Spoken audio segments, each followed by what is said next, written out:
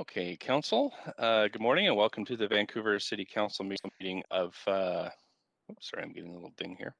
Yes, of Tuesday, March 30th. This council meeting is being convened by electronic means as authorized under Part 14 of the Procedure Bylaw, the City of Vancouver Electronic Meeting Regulation, and Ministerial Order M192. Please note that if my connection is lost during any portion of this meeting, we will recess the meeting until my connection is restored. If we lose connection during votes, we have staff on hand to get you back online, and we'll pause as well while the vote's being conducted to get you back in. Video of council members speaking, presentations, and vote results will be projected to viewers when available. Council are also reminded that we need to ensure that there's quorum during the meeting, so make sure your video is enabled. And of course, as always, we want to acknowledge we're on the unceded territories of the Musqueam, Squamish, and Tsleil-Waututh people and thank them for their generosity to all who live on these lands. And I think we'd all want to acknowledge an ongoing gratitude to our fantastic staff here at the City of Vancouver, who are working so hard in normal times, but are taking extraordinary efforts in this time of pandemic. I've got some folks that need a mute still, so if you could just double check it, maybe staff that are on the call. Deputy City Clerk, can we have the roll call, please? Mayor Stewart is in the chair. Councillor Carr. Here. Councillor DeGenova. Councillor DeGenova. Councillor Fry. Here. Councillor Swanson. Here. Councillor Hardwick. Present. Councillor Wiebe. Present. Councillor Boyle. Present, and I will be on video soon. Councillor Dominato. Councillor Dominato. Councillor Bly. Present. Councillor Kubiyan. Present. You have quorum, Mayor Stewart. Thanks very much, clerks. Just before I move on to the plan for the day, I hope council will join me. We've had, it's been a very tough time, but we had an immense tragedy in North Vancouver at the Lynn Valley Library.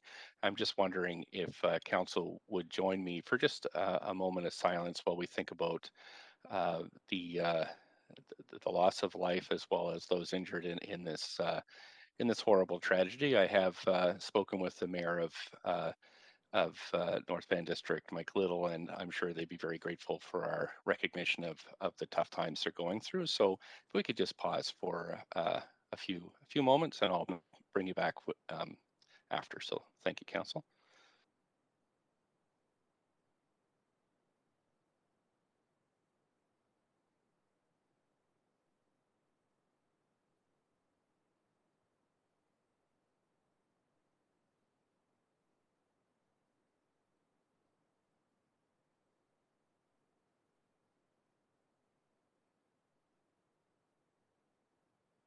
Thanks very much, Council. I know there's sometimes the little gestures mean a lot, so really appreciate your participating in that.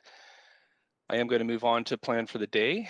The public is strongly urged to listen to proceedings via the city's website or on the YouTube link, and follow along on Twitter at Van City Clerk for updates on the progress of the meeting.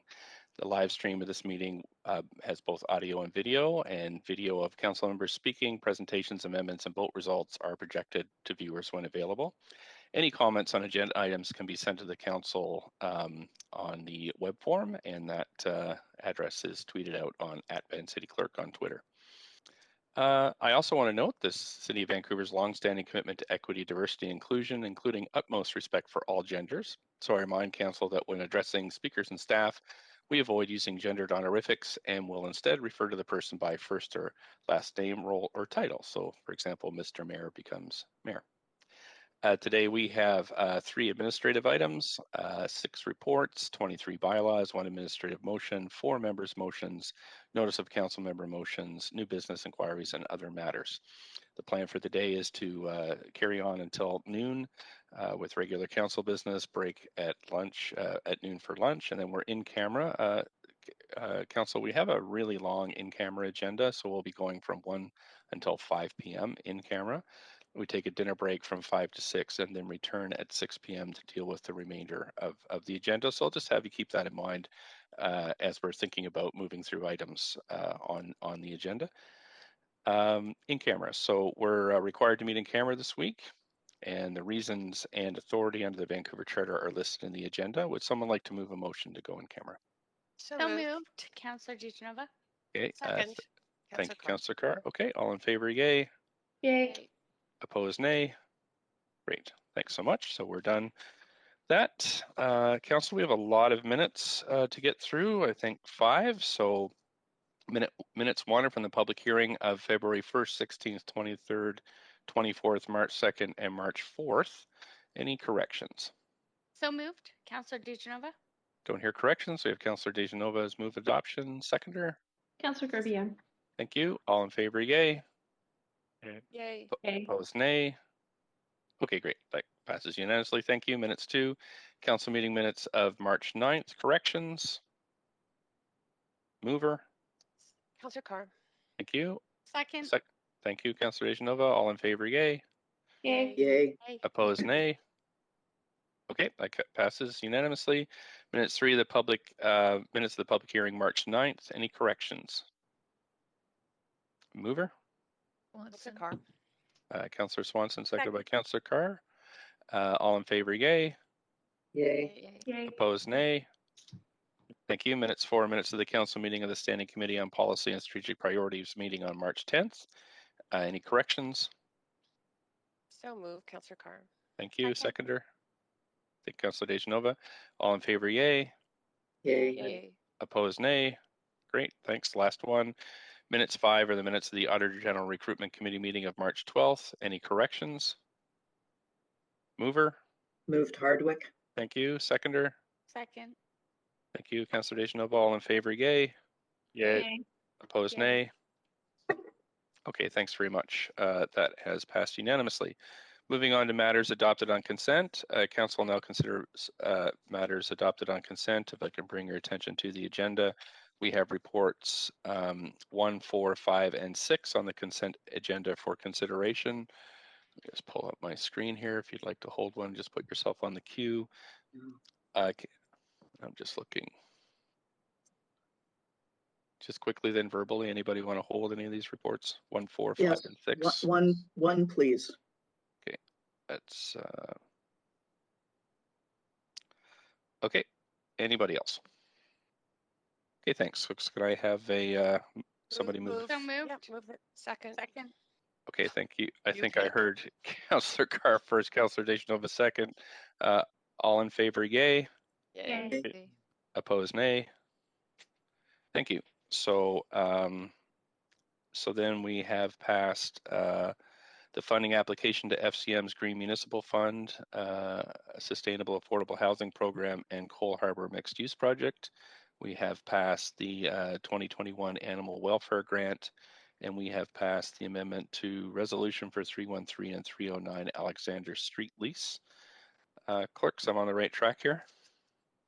Yes, you are. Thank you. Okay, so we're going to hold reports 1, 2, and 3 to hear from speakers. Oh, you know what? I did forget to ask for conflict of interest, so I will do that. And if there's a problem with a conflict, we'll have to go back. Were there any items 4, 5, and 6? I don't hear any, so thanks very much. Sorry about that. No harm, no foul. Okay, so now we're going to consider reports held for speakers, questions or debate or questions to staff. So we're going to start with item 1, but first I'm just going to ask for all 3 items. Does anyone have a conflict of interest in any of these items? Yeah, I'll be conflicting out of report 2. Due to abundance of caution, I do have interest in an establishment in the downtown east side, which is area specific. So I will be declaring a conflict of interest due to a interest in a business as part of report number 2. Thank you, Councillor Wiebe, and we'll have clerks note that and just include you appropriately in the discussions here. Do we? Sorry, and to follow up, I will be voting on 3. I don't think I have I have reviewed and I do not have a code of conduct as the former president of the Mount Pleasant BIA due to Sure. this vote that we'll be voting on. Sure, thanks, Councillor Wade. You just need to declare when there is a conflict. So otherwise, it's just assumed there isn't. Anybody else on conflicts? Okay, so City Manager, I'm not sure if there's a presentation or not, but the first item is the 2020 Statement of Financial Information. Sophie, that's Yes. held by Councillor Hardwick. Great, thanks, Mayor Stewart. Good morning, Council. It's Acting City Manager Paul Mulcahy. So we do have a brief presentation for Council. There is some complexity here, so with your indulgence, I'll turn it over to Patrice Impey, our GM of Finance, Risk and Supply Chain, as well as Julie Aspinall, our Director of Financial Services, to present that to you, and then I'm happy to address any questions. Thank you. Okay, thank you, Paul, and thank you, Mayor and Council. The SOFI report is our summary of the many financial activities that have taken place for 2020, and you present the number of reports as well as our financial statements. And I do want to start by recognizing the challenging year we had in 2020, and that's also reflected in the preparation work to pulling together our SOFI report. So I want to thank our staff for all the work that they've done these past few months, preparing these statements and the other aspects of the Statement of Financial Information. So as Paul mentioned, we have a short presentation, just to summarize the SOFI report. Council, in 2020, you received a number of reports from us, which were primarily focused on our operating budget and to some extent our capital budgets. And it's really at year end is the only time that Council really sees our consolidated financial statements, which includes all of our entities and funds, and reports on our assets and liabilities, in addition to the revenues and expenses, which is what we focus on with the operating budget. I know there has been a little bit of confusion on what's reported in the consolidated statements versus what you see in the operating budget, which manages our day-to-day operations. So we'll use this as an opportunity to clarify some of those differences. And then we'll also give you an update on the operating budget. We thought we'd use that opportunity because it was such a complex year, just to highlight specifically to the operating budget how we ended the year. In addition to the total financial statements. So I'll pass it on to Julie Aspinall, our Director of Financial Services. She'll lead the presentation, and Colin Knight, our Director of Citywide FP&A, will also present the update on the operating budget. Over to you, Julia. Thank you, Patrice. Good morning, Mayor and Councillors. Just confirming you could see my screen. Yes, we can. Yes, we can, Yeah. and it's on the public screen as well. Great, thank you. So in the agenda today, we'll cover off 3 components. We'll start off with the introduction on the SOFI overview, describing what the consolidated entity is, and then also describing the differences between the financial statement and the budget view. And then Colin Knight will provide Council with an update on the 2020 operating budget results. And I'll tie it off with providing the consolidated financial statement highlights. So in terms of the SOFI, the Statement of Financial Information, this is prepared annually in accordance with the Financial Information Act. And we're bringing to Council 3 recommendations to approve the 2020 SOFI for filing, receive for information on the 2020 audited financial statements, and to receive for consideration remuneration expenses of Council members. In the SOFI package, there are a few components. It includes different reports as well as schedules. And it includes an audited annual financial report and the independent auditor's report. In the audited annual financial report, it has an audited consolidated financial statements, as well as an annual TCFD report, standing for Task Force for Climate-Related Financial Disclosures. We did get a clean audit opinion from our external auditor, KPMG. The SOFI also contains schedule of general debt, remuneration expenses for Council and board members, as well as employees with annual remuneration greater than $75,000, supplier payments of over $25,000, and grant payments. In terms of the consolidated entity, for our financial statements, this is prepared in accordance with the Public Sector Accounting Board standards. So it does result in differences when it's compared to the operating and the capital budget view. The financial statements are prepared on a consolidated basis. And so what that means is it includes all 5 city funds, the revenue fund, which primarily comes from property taxes, utilities, fees, and parking revenue, capital fund, property endowment fund, sinking fund, and the capital financing fund. It also includes 8 other controlled entities, which includes PNE, Easy Park, BPHC, BEC, Baja, and 3 other inactive entities.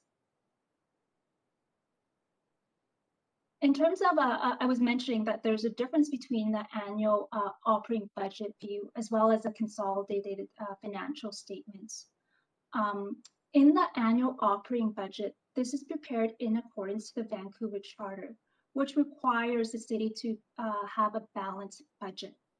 And the scope of the annual operating budget includes revenue funds. So it includes property taxes, utilities, fees, and parking.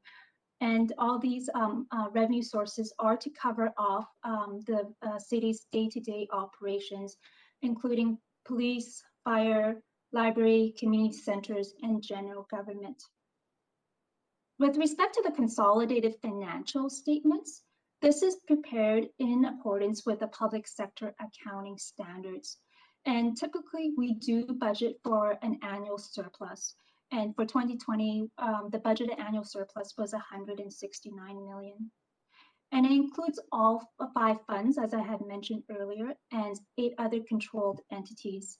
So beyond the city's day-to-day operations, the consolidated statement does cover off 2 main components, which creates a difference compared to the annual operating budget. The consolidated financial statement includes revenue that are to be used for future expenses. And so as an example, empty homes taxes and developer contributions may have revenue that don't have matching expenses in the same year. And therefore, this revenue is held as surplus and is restricted through reserves. The consolidated statement also reflects new capital additions in the year, and this also creates an annual surplus as well. I'm going to pass it on to Colin Knight to walk council through the 2020 operating budget year-end results. Thanks, Julia. Colin Knight, Director of Citywide Financial Planning and Analysis.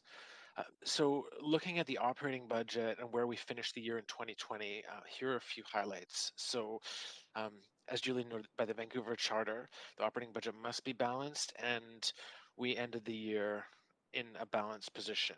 And again, to emphasize that this operating budget covers the day-to-day operations, includes public safety, library community programs, and general government. And just the operating budget was significantly impacted by COVID through revenue losses. In total, 89 million of losses occurred, and I'll have some additional detail on the next slide. And then to emphasize that to get to a balanced position with $89 million in revenue losses, the city took a number of mitigation actions to reduce costs and reduce the need to draw on reserves to balance the budget. And without those actions, there would have been a need to significantly increase future taxes and fees based on draws on the reserve. So I'll go into a bit more detail on the next slide, Julia. So this slide just shows the revenue loss projections and how they changed from the initial forecasts provided to council in May to where we ended the year. And as you can see, initially we were expecting 136 million in revenue losses, and that number improved as things opened up through the summer months that allowed us to gain more revenue than we thought. And then things stabilized, and you can see where we ended the year with an 89 million drop in revenues, primarily in the areas of parking, program fees for community centers and parks, and as well as permit fee revenues. And so then in terms of the reserve, we were initially planning to transfer $52 million from the general revenue stabilization reserve to offset the revenue losses in the operating budget. Because of the improvements that happened through the year, we only needed 19 million to be transferred from the reserve at year end. Also to note that we received provincial funding late in the year of $16.4 million, and that was transferred back to the revenue stabilization reserve to replenish the draw from revenue losses. And in addition, we received some funding from Emergency Management BC and other external funding, which I'll detail on the next slide. So this is just emphasizing that the city did incur significant additional costs due to COVID, and you can see some of the examples of where those costs were incurred. Some of those costs we received reimbursement from senior governments, both Emergency Management BC as well as federal government Reaching Home program as examples. But there were still costs that were not reimbursed and that the city needed to absorb, which included some of the cleaning and PPE costs associated with operating safely during COVID.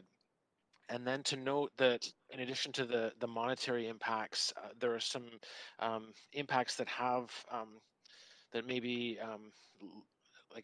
around productivity and backlogs and additional demand to services. And so those impacts may translate into future monetary impacts as we work to clear the backlog, and as well as the need for our services to respond to the increased demand in some of the areas that you see noted. Next slide.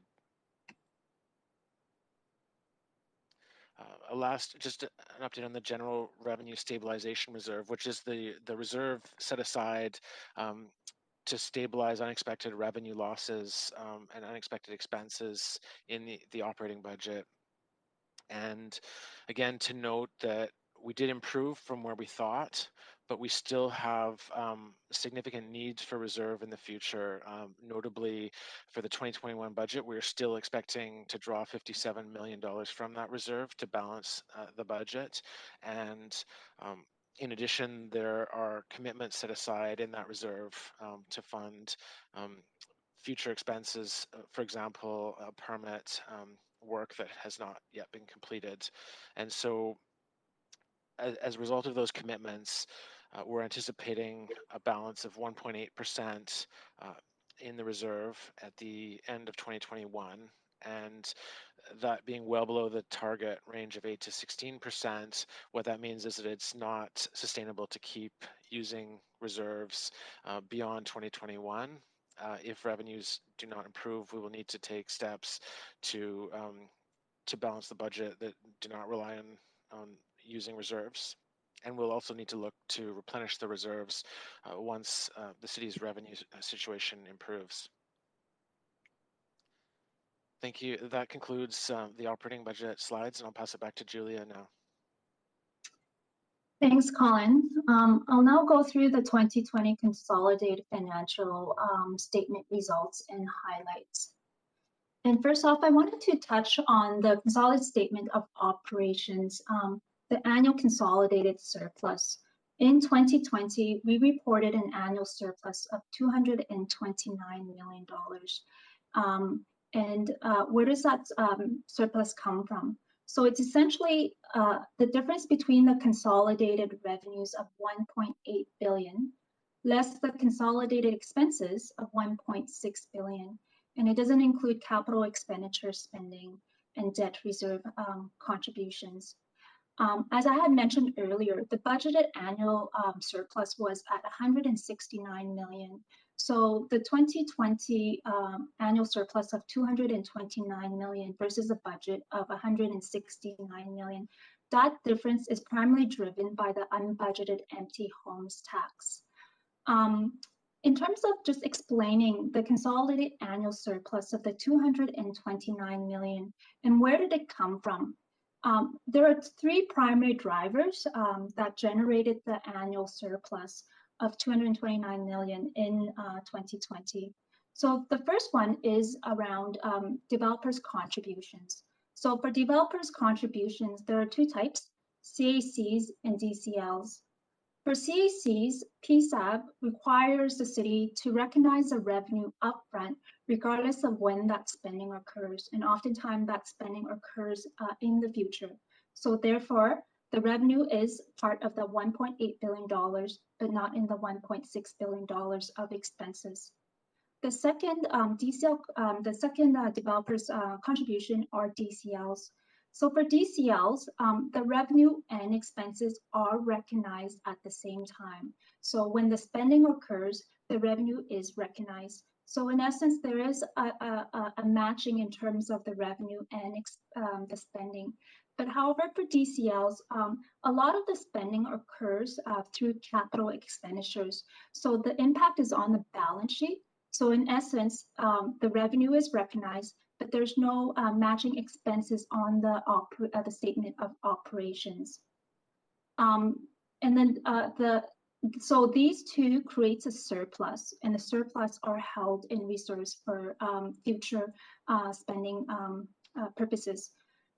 The second driver is the empty homes tax revenue. And for the empty homes tax, the charter requires the city to spend the revenue on new affordable housing initiatives, net of administration expenses. So in 2020, we have the empty homes tax revenue recognized, but and it generates a surplus, which is put into reserves for future spending on affordable housing initiatives. The third component is for debt repayment. So we are required to set aside money to be added into our sinking fund every year, specific amounts, and that sinking fund is used to repay debts. So these three primary drivers are what are the transactions that create the consolidated annual surplus, where there's a difference between the revenue and expenses. And so where did the annual surplus go? How do we use it? It's used and required for capital asset spending. So for infrastructure, building, and equipment. We use it for debt repayment, as I had mentioned, going into the sinking fund. And then the remainder goes into reserve, where it's held for specific use or it's restricted. So the consolidated annual surplus is not used for day-to-day operating expenses. And then moving on to the balance sheet, this slide highlights the cash and investments. There was a substantial increase on the cash and investment balances compared to budget and compared to prior year. For 2020, the ending balance for cash and investment was $3.2 billion compared to the 2019 balance of $2.6 billion. And you can see on this slide here that the working capital did substantially increase. And so this working capital is accounts receivable, net of accounts payable and liabilities. And so this explains the substantial increase on the cash, and it is strictly just temporary timing differences. And it's driven by two main transactions. The first one is the provincial school tax payment. Typically, the city would have paid the school tax to the province by the end of the year, but the province allowed the city to defer its payment. And so the payment was made in January of 2021 of about $480 million. And the second transaction that's driving a higher cash balance just on a temporary basis is the Rapid Housing Initiative, where we received a federal grant to spend on housing initiatives. And this is intended to be spent in the early part of 2021. So again, the cash balance, the high cash balance is just a timing difference. And it's expected to be spent in 2021 to bring the cash balance back more to normal. This slide also shows that how the investments and cash are held by various purposes. And you can see that a large portion of a cash and investment is held in reserves, and followed by the working capital, which is a timing difference, and then sinking funds for a debt repayment, and then a remainder for DCL, CFF, and PEF.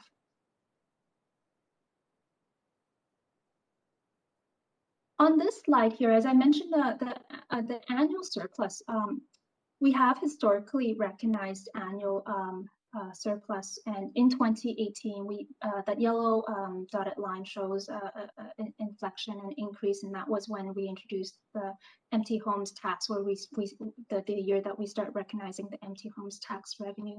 And we do see a decrease in 2019 and a decrease in 2020, primarily due to the COVID impact on the city. And on the balance sheet, we have a total of $8.1 billion on a consolidated accumulated surplus. And this accumulated surplus is really made of two primary assets. The first one being the capital assets. So the blue shaded area is the largest balance. And this represents the investment in capital assets like land, building, property, equipment, and infrastructure. And the remaining amount in the accumulated surplus is sitting in reserves. And the reserves are either held for specific use, or it's restricted for specific purposes, such as the sinking fund. So again, the accumulated surplus for municipality it doesn't mean that surplus available for operating programs. And then just to go a bit into the reserves, this graph shows the total reserves excluding the sinking fund. So the total reserve balance of 1.3 billion all have specific purposes. And the shaded area of the blue, orange, and gray are earmarked for capital spending purposes. So a large portion of our reserves are earmarked for capital spending. And the other two lines, the green line is the financial stabilization reserve. So it's been relatively stable in terms of its balance. And the yellow line, special revenue and program, and the debt repayment, again, that's a smaller portion, and it's relatively stable in terms of its balance. So I had mentioned around the financial stabilization reserve, that's the balance is relatively stable, and there's 304 million in there. And what makes up the financial stabilization reserves? There's a few components. There's a deferred payroll obligation, and this is for employee benefits, including deferred vacation, sick leave, long-term disability, and post-employment benefits. We also have reserved held for land fill closure and post-closure costs, as well as utility rate stabilization. And in the financial stabilization reserve, we also have the general stabilization reserve that Colin had mentioned, which we use for one-time funding for unforeseen events and revenue risk. And the total balance at the end of 2020 for the general stabilization reserve was $147 million. But as Colin had alluded, in terms of our 2021 commitments, we have a dollar amount earmarked for 2021 specific needs. So for instance, we have $57 million earmarked to balance the 2020 operating budget. We also have permit backlogs, which we've earmarked $45 million for it. And then there are other commitments. For instance, there are significant increases in the WorkSafe BC premiums, as well as Reaching Home grant that the federal government provided that's earmarked for a specific use. And so what's really left and available is about $26 million, or 1.8% of total non-utility revenue. The target balance is 8 to 15%. And what that translates is 100 to 200 million for the city. And so you could see that there's a big gap in terms of what's available for stabilization reserve, which is a very small amount. And this does not factor in any additional risks in terms of the 2020 operating budget or permit backlogs or the Work Safe BC premiums if there are additional high risks than what we have anticipated. And then to recap, in terms of the 2020 financial results and just highlighting a few, on the cash and debt, as I had mentioned, the cash balance is high ending for 2020, but this is strictly a temporary timing differences for payments and investments and particularly for the school tax payment to the province and the Rapid Housing Initiative. Our net debt balance is stable at roughly 600 million. We did maintain a high credit rating, which allows the city to more cost effectively borrow for capital investments. On our balance sheet, the accumulated surplus of 8.1 billion remains stable and it's consistent with prior years. So this demonstrates the city with continued investments into infrastructure assets like roads and bridge improvements to build a resilient city. And on the annual surplus on a consolidated financial statement, again, it's not the same as the operating budget surplus. Those annual surpluses on the financial statements are new revenue funds that are received, and they have specific future expenditure, such as the empty homes tax revenue and developer contributions. And also that surplus is made primarily comprised of asset investments made in the year for infrastructure, as an example. So it is restricted for day-to-day operating expenses. And as Colin had mentioned, the operating budget continues to be challenged by the pandemic. So the revenue relative to the expenses does leave a funding gap, which we are expected to tap into the stabilization reserve for one-time funding in 2021. And the city does need to maintain its fiscal prudence to manage its finances to avoid any substantial future tax increases and fee increases. And that concludes the presentation. Thank you very much for that. Anything else from the city manager or finance team? No, I think we're ready for questions. Okay, great. Thanks so much. Great. So I've got Councillor Hardwick for up to 5 minutes. Questions, please, to staff. Great. Well, and thank you very much, staff, for this. I think it was important to have this presentation for the public to reconcile the difference between a surplus of $229 million at the same time that we had an $89 million loss in our operating budget. So thank you for telegraphing that very clearly. And also thank you for addressing the issue of the reserves. So if you could just confirm again that because at the beginning of the pandemic, I know there was a lot of fear that the city was going to go bankrupt. And we saw a significant reduction in the reserve pool from, I think, 56 million down to 19 million. But we're still looking at a further reserve draw of $57 million in 2021, which again, I think you confirmed that leaves just 26 million left in the stabilization reserve. So what I'm asking you just to confirm and maybe elaborate on a little bit more is as you have the differentiation between operating and the capital, the consolidated financial statements overall, but why the public will be still facing property tax increases in light of the surpluses that have been reported. Could you just elaborate a little bit more just for clarity for the public? Yeah, maybe I can take that one. It's Patrice. Again, on the consolidated statements, it's different from a private company's statement in that what an accumulated surplus is actually all that the city owns outside of when you take their assets, cash and debt and the regular liability. So it's all of your assets are $20 billion of replacement value of our assets. They're at historical cost at $8 billion. It's all of the assets, and that's called an accumulated surplus, because that's what the city has accumulated over its duration, and we have this value in assets. But obviously, those we can't use to balance the operating budget.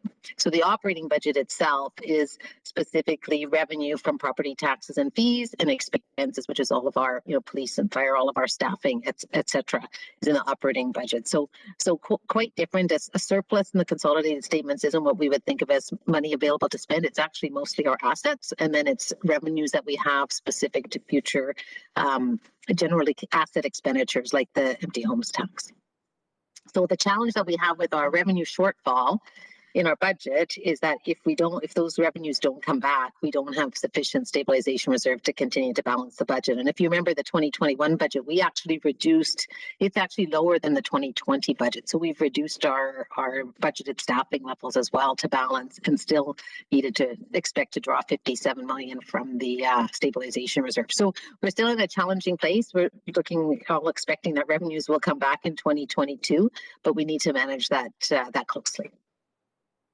Well, thank you very much. And yes, the wisdom of decades of good city fiscal management, we're certainly appreciative of that in difficult times.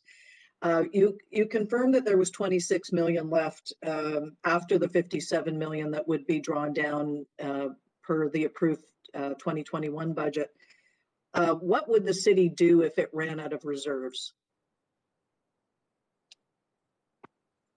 Well, on the operating budget, we would need to balance by adjusting our expenses. So either we have to increase our revenues, which would be property tax or fees, or reduce our expenses. And so again, going back to holding our staffing levels, which at this point would be reducing, if we reduce staffing letters, we're probably reducing service levels, because we have already held quite a few vacancies as well. So that's what we would be looking at if our revenues are not there, and if there's not a stabilization reserve to help us get through one more year of the situation. So it would not involve the city selling assets, for example? Selling assets would only help you one time, whereas we're looking at recurring revenues to support recurring costs, right? So to continue to manage our operations. So that's the difference. Mike, and thank you for this. Again, I think it's really important, because when the public hears, we've got 229 million surplus, they're going to ask the question, well, why am I paying increased property taxes and so on? That's without understanding the difference. Thank you. And that's the 5. Thank you. I appreciate it very much. Thank you. Councillor Kirby-Yung, up to 5. Yeah, thanks, Mayor. Councillor Hardwick has asked my question specifically around clarifying the reserve and the fact it's not sort of money available to spend per se. So I'll ask a different question that wasn't touched on, and that's really with respect to property tax and the decision that was taken last year to extend the payment dates from July and into the fall period. Can you just refresh on how many people took advantage of that, or put another way, what % of residents or businesses paid their taxes online? You mean on time, right? Or online? Yeah, sorry, I meant on time. Yes. Yeah. So with the majority did sort of delay their taxes, the payment until the due date, because we sent the invoices out later. But the actual payment amount was similar to last year. I think it was about 94%, and that's usually what we see. And then a little bit more trickles in after that until we get close to 100%. Okay, so reflecting that back, we said pay later, so people did and took advantage of that. The payment percentage in terms of recoverables was consistent, so we didn't see a drop in revenue, but we don't probably have a sense of how needed that was, versus whether or not people were just taking advantage or appreciating the delayed date. Is that right? That's right. The one thing that is different is last year the province reduced the school tax on business, so the actual payment required by businesses was lower. And this year, at this point, our understanding is that they will be required to pay the full amount. We haven't heard anything different from the province, but that is one of the differences, is the amounts were quite a bit lower for businesses because of that change from the province. which Okay, maybe well, enable them to pay their taxes more easily. thanks, Ms. MP. And follow up to that, if council were to make a decision this year to delay the second installment for property taxes, now we've had one, what impact would that have to the city, knowing that there isn't that support from the province, that we do have deliverables to remit funds to the different taxing authorities? Yeah, it is a cash flow issue. The province also delayed, as Julia said, they delayed the payment back to them for the school tax. So that sort of protected the city as far as our cash flow. And they haven't indicated that they would do that again this year. So it would be a cash flow issue, and that we would be needing to pay other taxing authorities, and we wouldn't have received the cash. Right, and that would be awkward this year, I'm assuming, with our revenues being so tight. Is that a fair statement? It's more of a cash flow issue in that we expect to get the funds eventually. It would just be later. Our revenue issue is more when we don't collect the revenue at all in areas like parking. Okay, so Does that make sense? It does. Reflecting that back then, did finance think that you could manage that if that was something that came forward?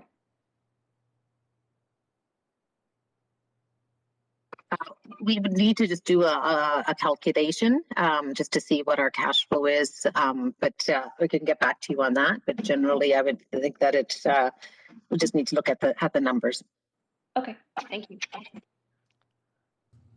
Councillor Swanson. Yes, thanks so much for the presentation. I have 3 questions. One is, do we know how much, I'll just do them all at once. Do we know how much the empty homes tax provided for us in 2020?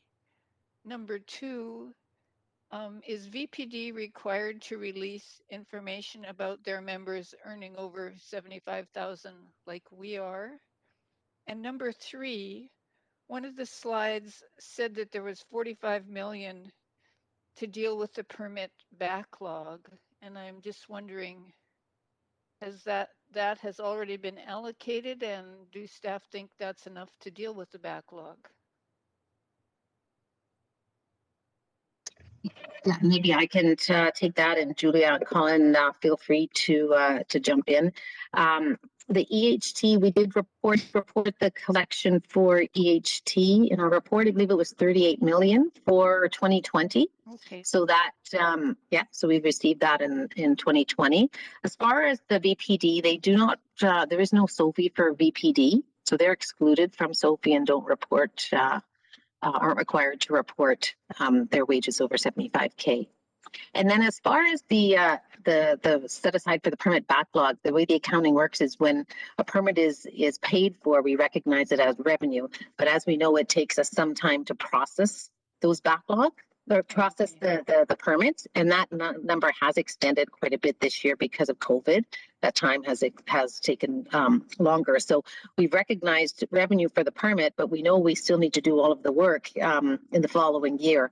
And so we set aside in that revenue reserve funding for that. And that has gone up because of the impacts of the on productivity of COVID. So we're estimating that 45 million is revenue that we had taken in, but we need to set aside so that we can fund the work to process those. And that is an estimate, and we'll need to, continue to look at the productivity levels. And I know there's lots of work being done by our team, perfect team, to improve the productivity and reduce the backlog. But this will help fund that work. So this money isn't actually explicitly for dealing with improving it so there is no backlog. It's just to deal with the results of having a backlog. Yes, exactly. Making sure we. Thank you. Yeah. That's good. Thank you. Thanks. Councillor Wiebe, up to 5.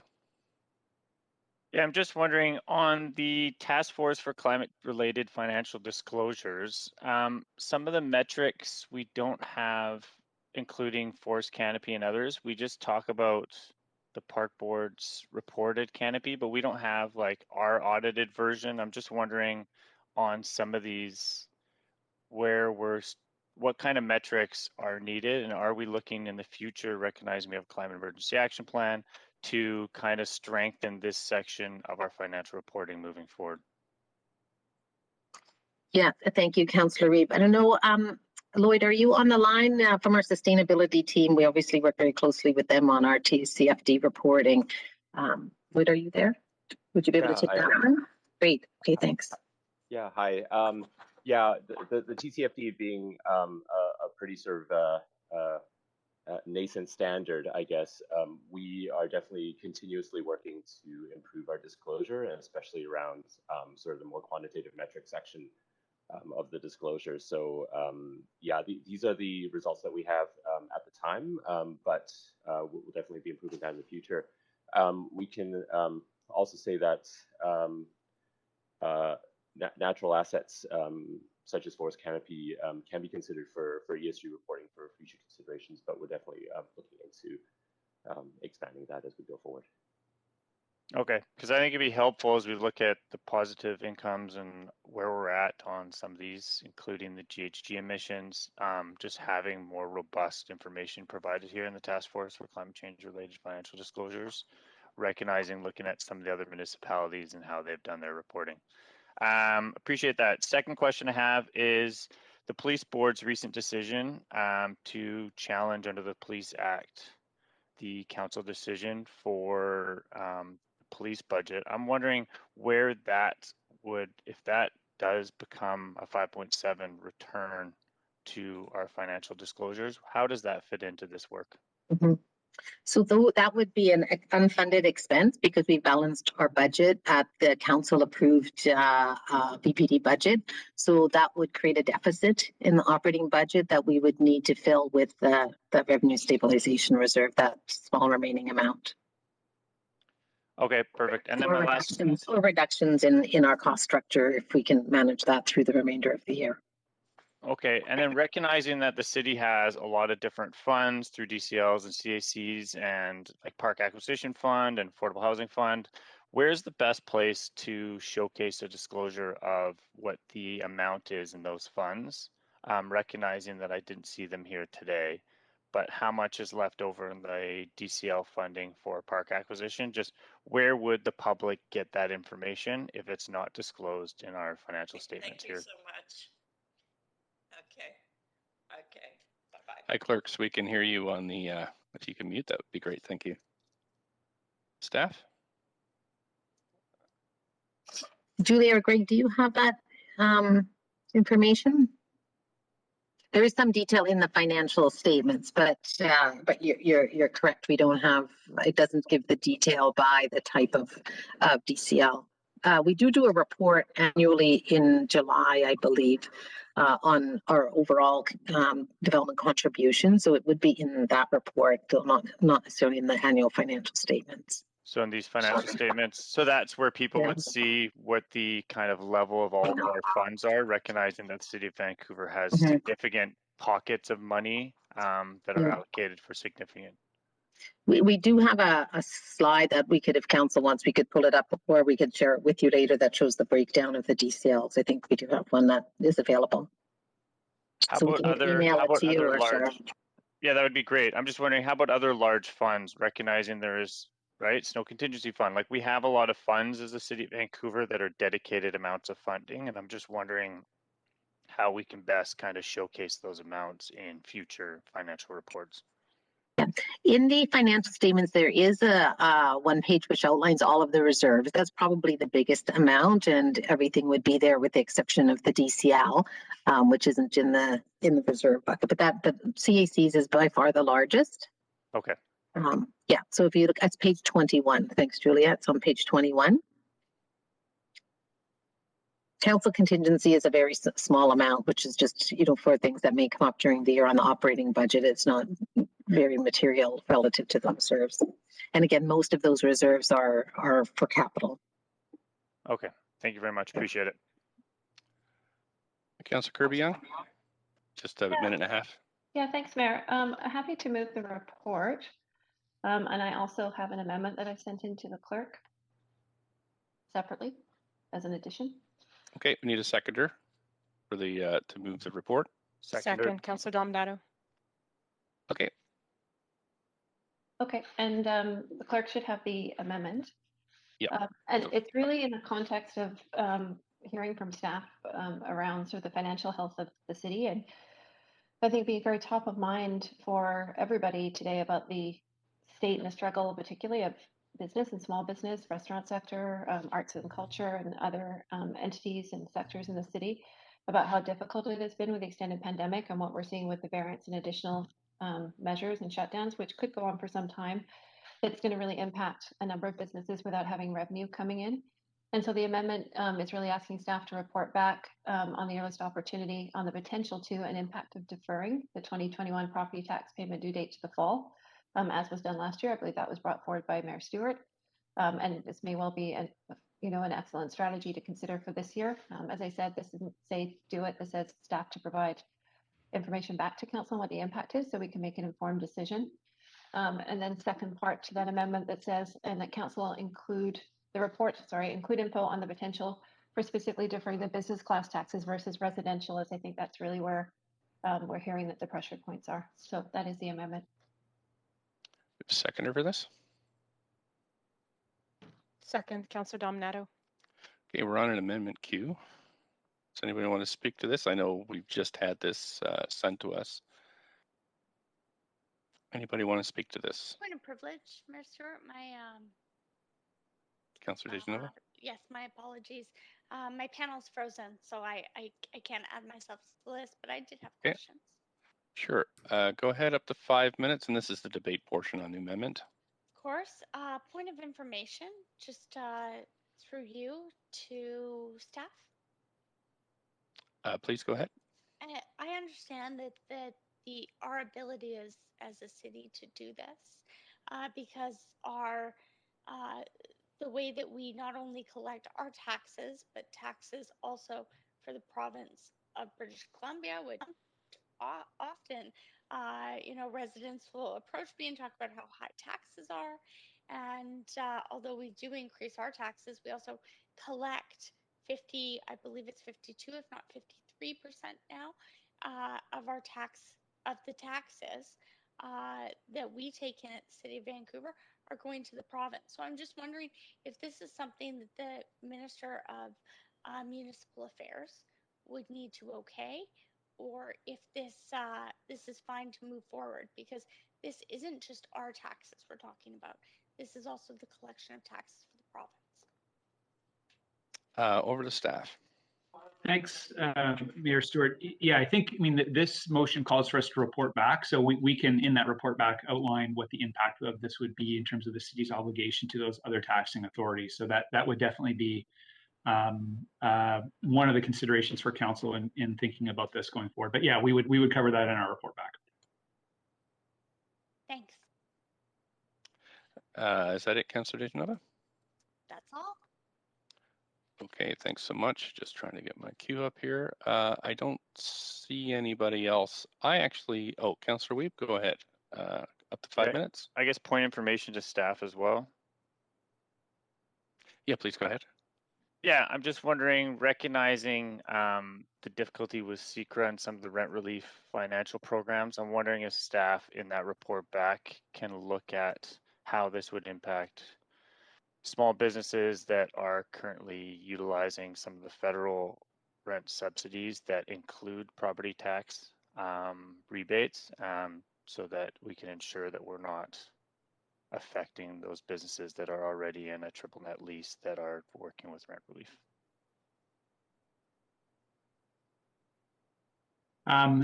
Through you, Mayor Stewart, yeah, we can certainly take that back. I'm not sure, particularly for an urgent turnaround, how much we're going to be able to. We don't have a lot of information necessarily on those federal programs, but we take the question. We'll see what we can come back to council with on that. Thank you very much. Appreciate it. Thanks. Not sure who is the deputy mayor at the moment. Mayor Stewart, that would be Councillor Wiebe. Councillor Wiebe, can you take the chair so I can enter into this debate on this amendment? Of course, go ahead. Thank you very much.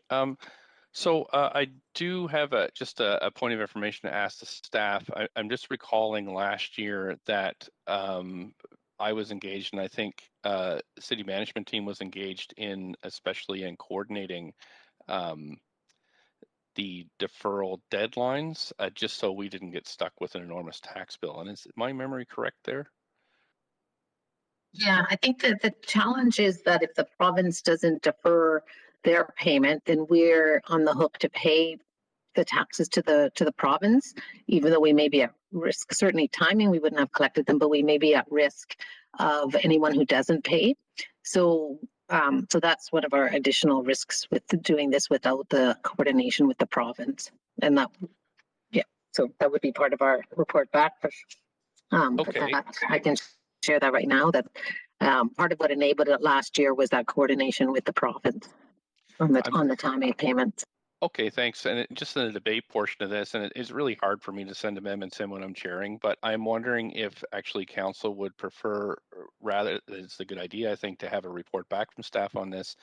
But actually, if you wanted us to engage in negotiations to begin those discussions with other municipalities, other mayors, and provincial government entities, I would be certainly open to that if was directed by council to do it. Again, I have an amendment I could put in, but if somebody else was interested in asking me, for example, to contact the Minister of Finance and the Minister of Municipal Affairs, I'd be happy to do that. And if I don't see one coming, I could to amend this amendment. I'd be happy to send one in myself. So just putting it out there that I think beyond getting a report back, I think if this is something that council is serious about, and I think just thinking about the devastation on through COVID on our small businesses especially, and any potential future challenges, this might be a wise thing to do just to see if there's any appetite out there for this kind of extension.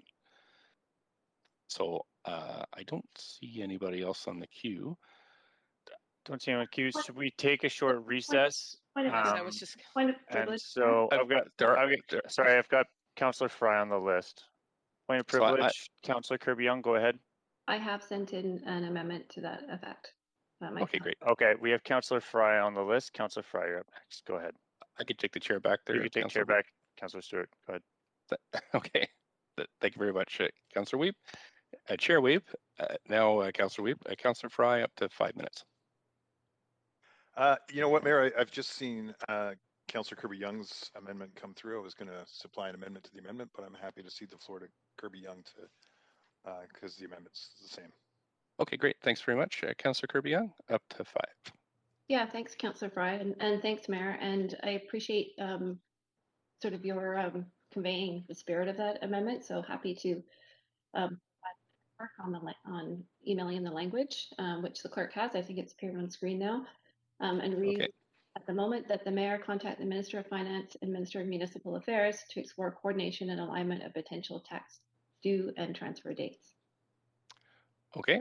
Do we have a seconder for that amendment to the amendment? Second, Councillor Dominato. Okay, thanks. I'll put us on the secondary queue. Does anybody have Councillor Wiebe? We've got you there up to 5. Yeah, I'm wondering, my question is to you, Mayor, and that is, in that contact with the Minister of Finance and Minister of Municipal Affairs, would you be able to talk about the school tax reduction to the business class, recognizing that was the #1 tool that was utilized to reduce the impact of COVID on the property tax payments for small businesses in the city? And I'm wondering if that's something that you'd be willing to have that discussion in this amendment if it passes. Yeah, absolutely. I think it would be a wide-ranging discussion, which would start with a letter kind of outlining what we did last year and how effective it was, and there are concerns that we've heard loud and clear from the business community, especially in light of what happened yesterday at the provincial level. So yes, absolutely try to provide as much relief as possible, and to to make sure that at the very least we did what we did last year. Try to do more if we can from what we've learned. Perfect. Sounds great. Thank you. Okay, Councillor DeGenova. Thanks very much. I'm happy to support this, I guess, amendment to the amendment. Yep. Because I realize that no offense, Mayor, but you would be writing this letter. This would be something that you and your office would be taking on, and it wouldn't put undue pressure or another burden on staff. And I also just don't want to. I don't want to get the hopes up of people who may think that this is something that because this amendment has passed is going to happen. As we know, we were in times with COVID-19 where we weren't sure, and it was difficult. You know, I really appreciate our staff and you know Patrice and your team. I know how difficult it was to bring that all together. I also understand that we're not getting a break here. This is a payment plan, as in the province isn't forgiving anything, and we've learned that last year, as in you know property taxes will be due. We also need to make up the difference, and sometimes that includes their share of that. Just because we were able to defer and offer an extension to some to pay their property taxes, to all Vancouverites whose property taxes were due, to move that into fall, that didn't mean that it didn't come at great strain and with financial consequences. So I always keep that in the back of my mind, also knowing that sort of our reserves and what we need to do there. You know, I don't sleep well at night knowing that sometimes the decisions that we make, although they do provide relief on people, and we need to we need to make those decisions in the short term, that in the long term, this council and councils that come after us will be responsible for the repayment of that money.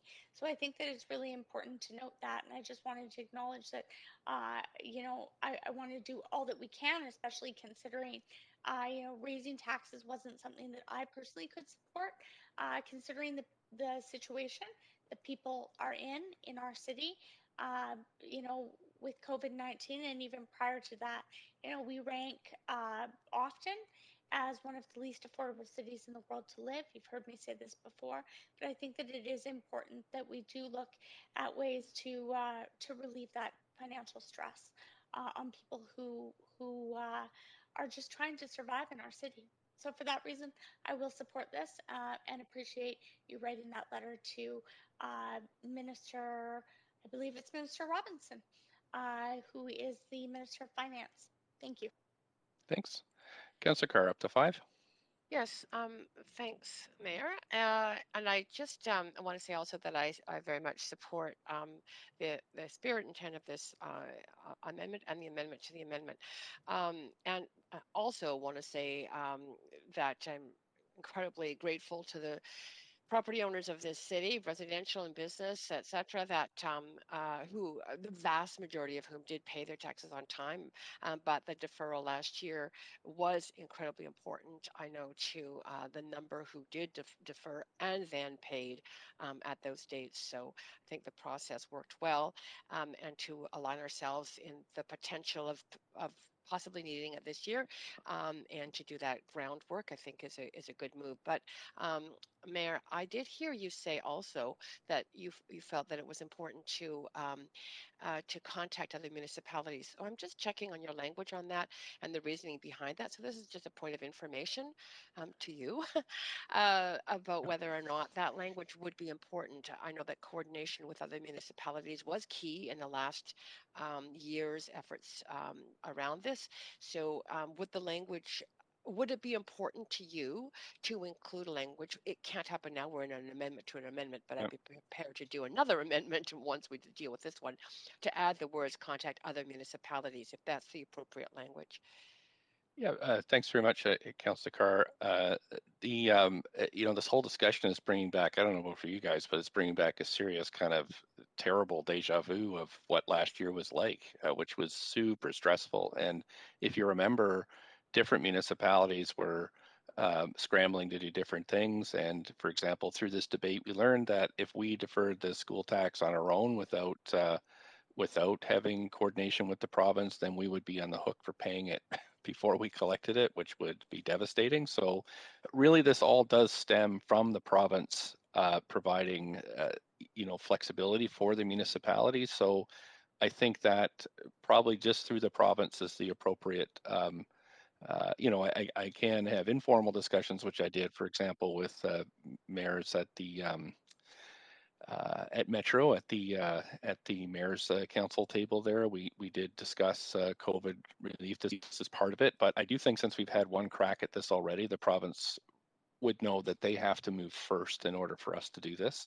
So I do think this is probably enough to start it. And if there were any future decisions, of course, we'd have to vote, for example, to formally extend our deadlines if the province provides this opportunity. And so I think we can include all that work in another motion if we get any kind of indication from the provinces as possible. Good. I was just checking to make sure we weren't missing or dropping a ball on that. So thank you for that clarification. I'm happy to just support the amendment to the amendment as is. Thanks very much. Councillor Swanson. Yeah, I know a lot of small businesses are hurting a lot and that they need support. So that's a given for me.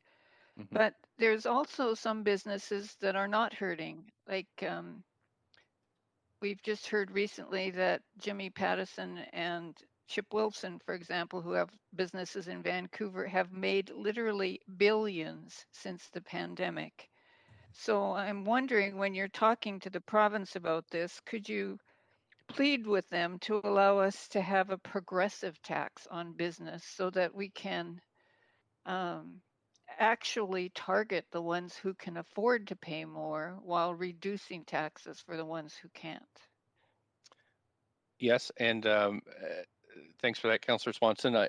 We have kind of briefly touched on those discussions in the past. However, Council, I do have a motion that I'm just finalizing now for us to consider later today, which does include something new that Ontario is doing along those lines, Councillor Swanson. So I'll be sending you that text soon, so Great. you can Yeah, take a I read look at about it. that in Ottawa.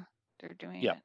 So I will have a separate motion that I'll be sending your way today to consider, and that is included. So I don't think we need to do that here, but think about it at a separate motion later. That would be my preference.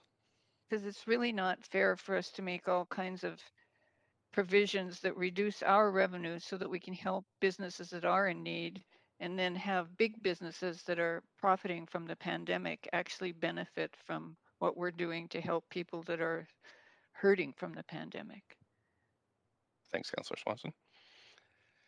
Okay, that's it on the speakers list, so we can call a vote on this amendment to the amendment. Let's ask the clerks to call it up.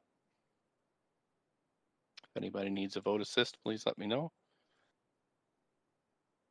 Councillor Boyle, Fry, and Dejanova. There. Thanks very much, Council. Clerks can pull that up on screen. That is unanimous. And so I am going to go back to the amendment queue. Councillor Kirby-Yung, you have about 4.5 minutes left. No, I know we have a full agenda, so I'll save the time. Thanks. Thank you. Councillor Wiebe, about 4 minutes left. That was carryover. I'm all good. I will be voting. Okay, thanks. Okay, great. So we can call the vote on this amended amendment.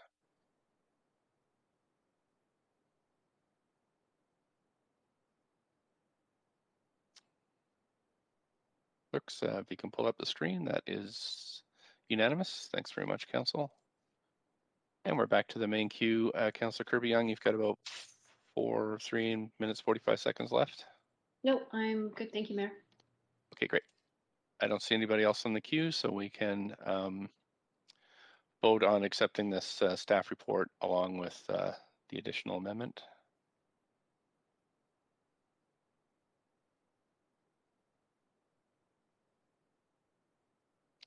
And councillors, just need you to, Councillor Swanson, Dominato, Kirby-Yung.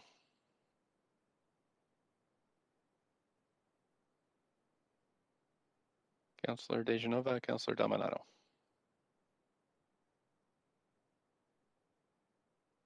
There we go. That's unanimous too. If the clerks can pull it up on screen. Yeah, thank you very much, Council. That concludes that item. And yeah, thanks for holding that, Councillor Hardwick. That was very informative for sure. Thanks, staff, for the presentation. Okay, next we're moving on to the report on one-time exemptions to liquor primary established distancing and moratorium, and Councillor Wiebe has declared a conflict of interest on this one. So, Councillor Wiebe, you may want to exit this discussion. This Mayor was Stewart? held because we have speakers, I think, to this one. Mayor Stewart, Yes, we'll just Councillor. move Yeah, Councillor Wiebe to the lobby. great, thank you. So we have held this. I'll just ask the city manager, does the staff have a presentation on this? We do, Mayor Stewart. Catherine Holm, Chief License Inspector, is prepared to provide Council with a brief presentation outlining this. Again, there's some complexity to the topic, so happy to walk that through Great. quickly if that would be of assistance to Absolutely. And then after that, we'll have questions from Council, and I believe we have a couple of speakers that want to speak to this as well before we move ahead with the debate. So over to you. Great. I'll defer to Catherine. Great. Thanks very much. Hi, good morning, everyone. I'm Catherine Holm, Chief License Inspector, as Paul said. It's my pleasure to provide you today an overview of our report and our recommendations to provide one-time exceptions to distancing and moratoria for liquor primary establishments. And before I start, I would very much like to thank and acknowledge my colleagues from Licensing and Community Standards who led this important piece of work. Cornelia Sussman, Juliet Moody, Sarah Hicks, and Kathy Joe. Thank you. Next slide, please. In July 2020, Council approved alignment of the fire bylaw occupant load calculation with that of the BC Fire Code. So this change can yield higher occupant loads at liquor serving establishments. This applies to all liquor establishments in the city, including restaurants with liquor licenses, pubs, and nightclubs. Liquor establishments such as pubs and nightclubs are the most likely to benefit because a key change to the calculation is the factor for open space, which changed, to get a little technical, from 1.2 meters squared per person to 0.4 meters squared per person. And pubs and nightclubs tend to have more open space than other types of businesses like restaurants. Occupant load calculations are site and building specific, taking into account all requirements necessary under the Vancouver Building Bylaw and the Fire Bylaw to accommodate the additional occupants. So, for example, the number of washrooms, ventilation, the number of exits are all factors that can impact occupancy calculations within an establishment. So 2 city policies related to liquor primary establishments only, to pubs and nightclubs, affect the ability of some liquor establishments to take advantage of the new fire bylaw occupant load calculation. And when Council approved the fire bylaw changes last July, staff were directed to consider some one-time exceptions for existing establishments, particularly in the Granville Entertainment District and the Downtown Eastside Moratoria areas, and to our distancing requirements. Next slide, please. The 2 areas of the city, again, the Granville Entertainment District and the Downtown Eastside, have moratoria on additional net new liquor establishments and on occupant increases at existing liquor establishments. And these moratoria prohibit existing liquor establishments from obtaining occupant increases under the new fire bylaw calculation. The moratoria in each of these areas were established in the 1990s to help reduce harms to public health and safety associated with the high concentrations of liquor establishments. And the conditions of each moratorium have been regularly reviewed and renewed by Council, the last of which occurred in 2017. The city's distancing requirements were adopted in 2005 by Council in conjunction with the establishment of new business licenses for pubs and nightclubs based on their number of occupants.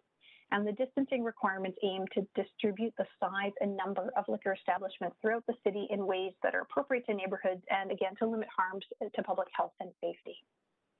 Next slide, please. So staff reviewed these moratoria in the GD and the Downtown Eastside to consider opportunities and risks of enabling a one-time exception for the existing liquor establishments so they could take advantage of this new fire bylaw occupant load calculation. This work included a review of the conditions in each moratorium area that were central to Council's decision to renew them in 2017. And staff conducted extensive stakeholder engagement with various stakeholders, including 2 rounds of consultation with industry and the Business Improvement Association. Next slide, please. So in the GED in 2017, a central concern was public safety. And since then, we've had the opportunity to advance a number of initiatives in support of increased public safety. These include an increase in the fine for fighting in public, the introduction of ride hailing to the region, and various changes to the business establishments that are operating along Granville Street. In addition, the Granville Street planning process is set for initiation in the near future. And a central concern in the downtown east side in 2017 were the livability challenges in the area associated with the high concentration of existing liquor establishments. So staff also reviewed the moratoria with a lens to affect change to existing liquor establishments only. Next slide, please. So as a result of our analysis and our consultation, staff are recommending that Council take the same approach for both the GED and the downtown east side, and this table presents the stakeholder response as it relates to both moratorium areas. And our recommendation is to allow one-time occupant increases at existing liquor establishments. Also to set no time limit on the application submissions and to follow the city's existing application review processes. All three components of these recommendations received support from industry stakeholders and from the BIA. The Vancouver Police Department is not opposed, although they note that if occupant loads increase significantly, police resources will need to increase correspondingly. We also spoke with Vancouver Coastal Health. They also did not oppose the proposal, and they note a significant public health impact is unlikely. So given the strong support for the proposed approach, staff recommend that Council endorse the one-time exception to the moratoria for occupant increases at existing liquor establishments, as shown here and as described in our report. And if approved, this policy will allow liquor establishments in the GED and the downtown east side the same opportunity to take advantage of the new fire bylaw occupant load calculations as all other liquor serving establishments in the city are provided. Next slide, please. So with respect to distancing, the consideration for distancing is also to allow one-time exceptions to the distancing requirements to accommodate those occupant load increases that would otherwise be, where the establishments would otherwise be in conflict with distancing. And the staff assessed the impact of the distancing on liquor establishments that would see occupant load increases and identified the number of establishments that have the capacity to increase occupant load already without changing their existing licensing class. Further, staff assessed the number of establishments that might see limitations on growth due to the distancing guidelines that either prohibited from an increase or limited in the size of increase they could obtain under the distancing requirements.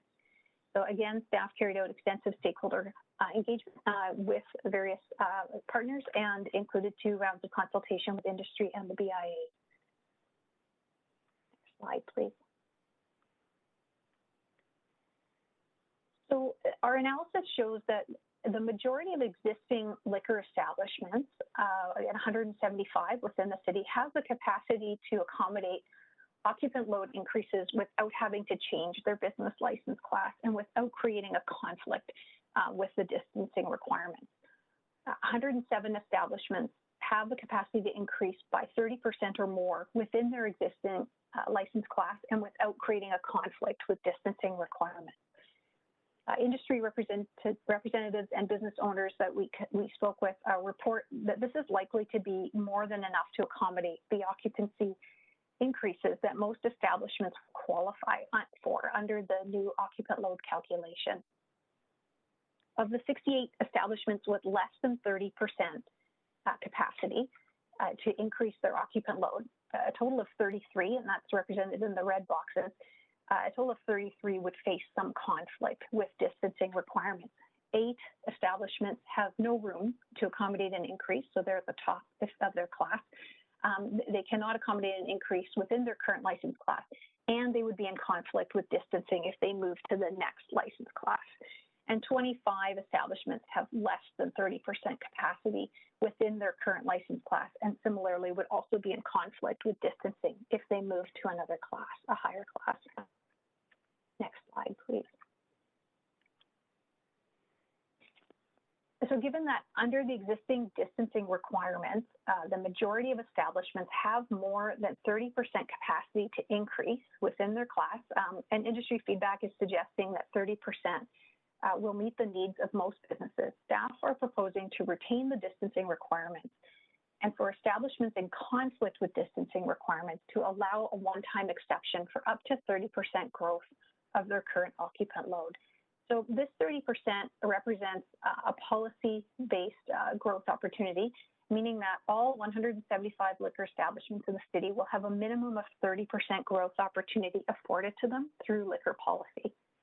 Of course, establishments will need to assess their specific situation to confirm to what degree the occupant load increase can be achieved while still complying with building and fire code requirements.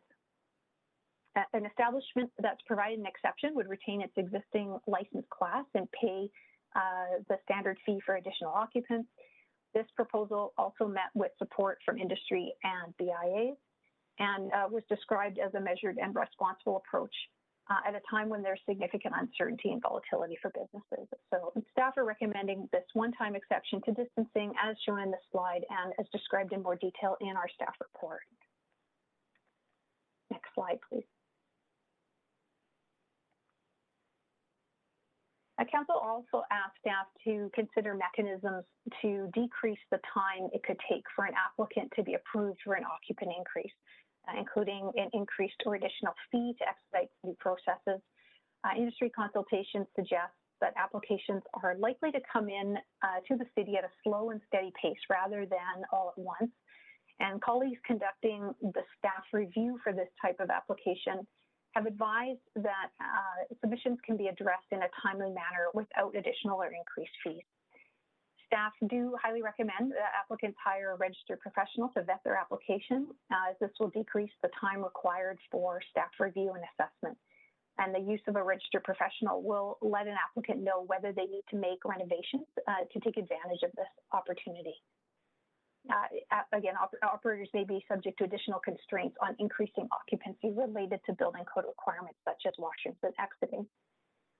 Staff also consulted with the Liquor and Cannabis Regulation Branch, or the LCRB, who report at this time that they cannot adopt a blanket approval of operator submissions for occupant load increases from the City of Vancouver.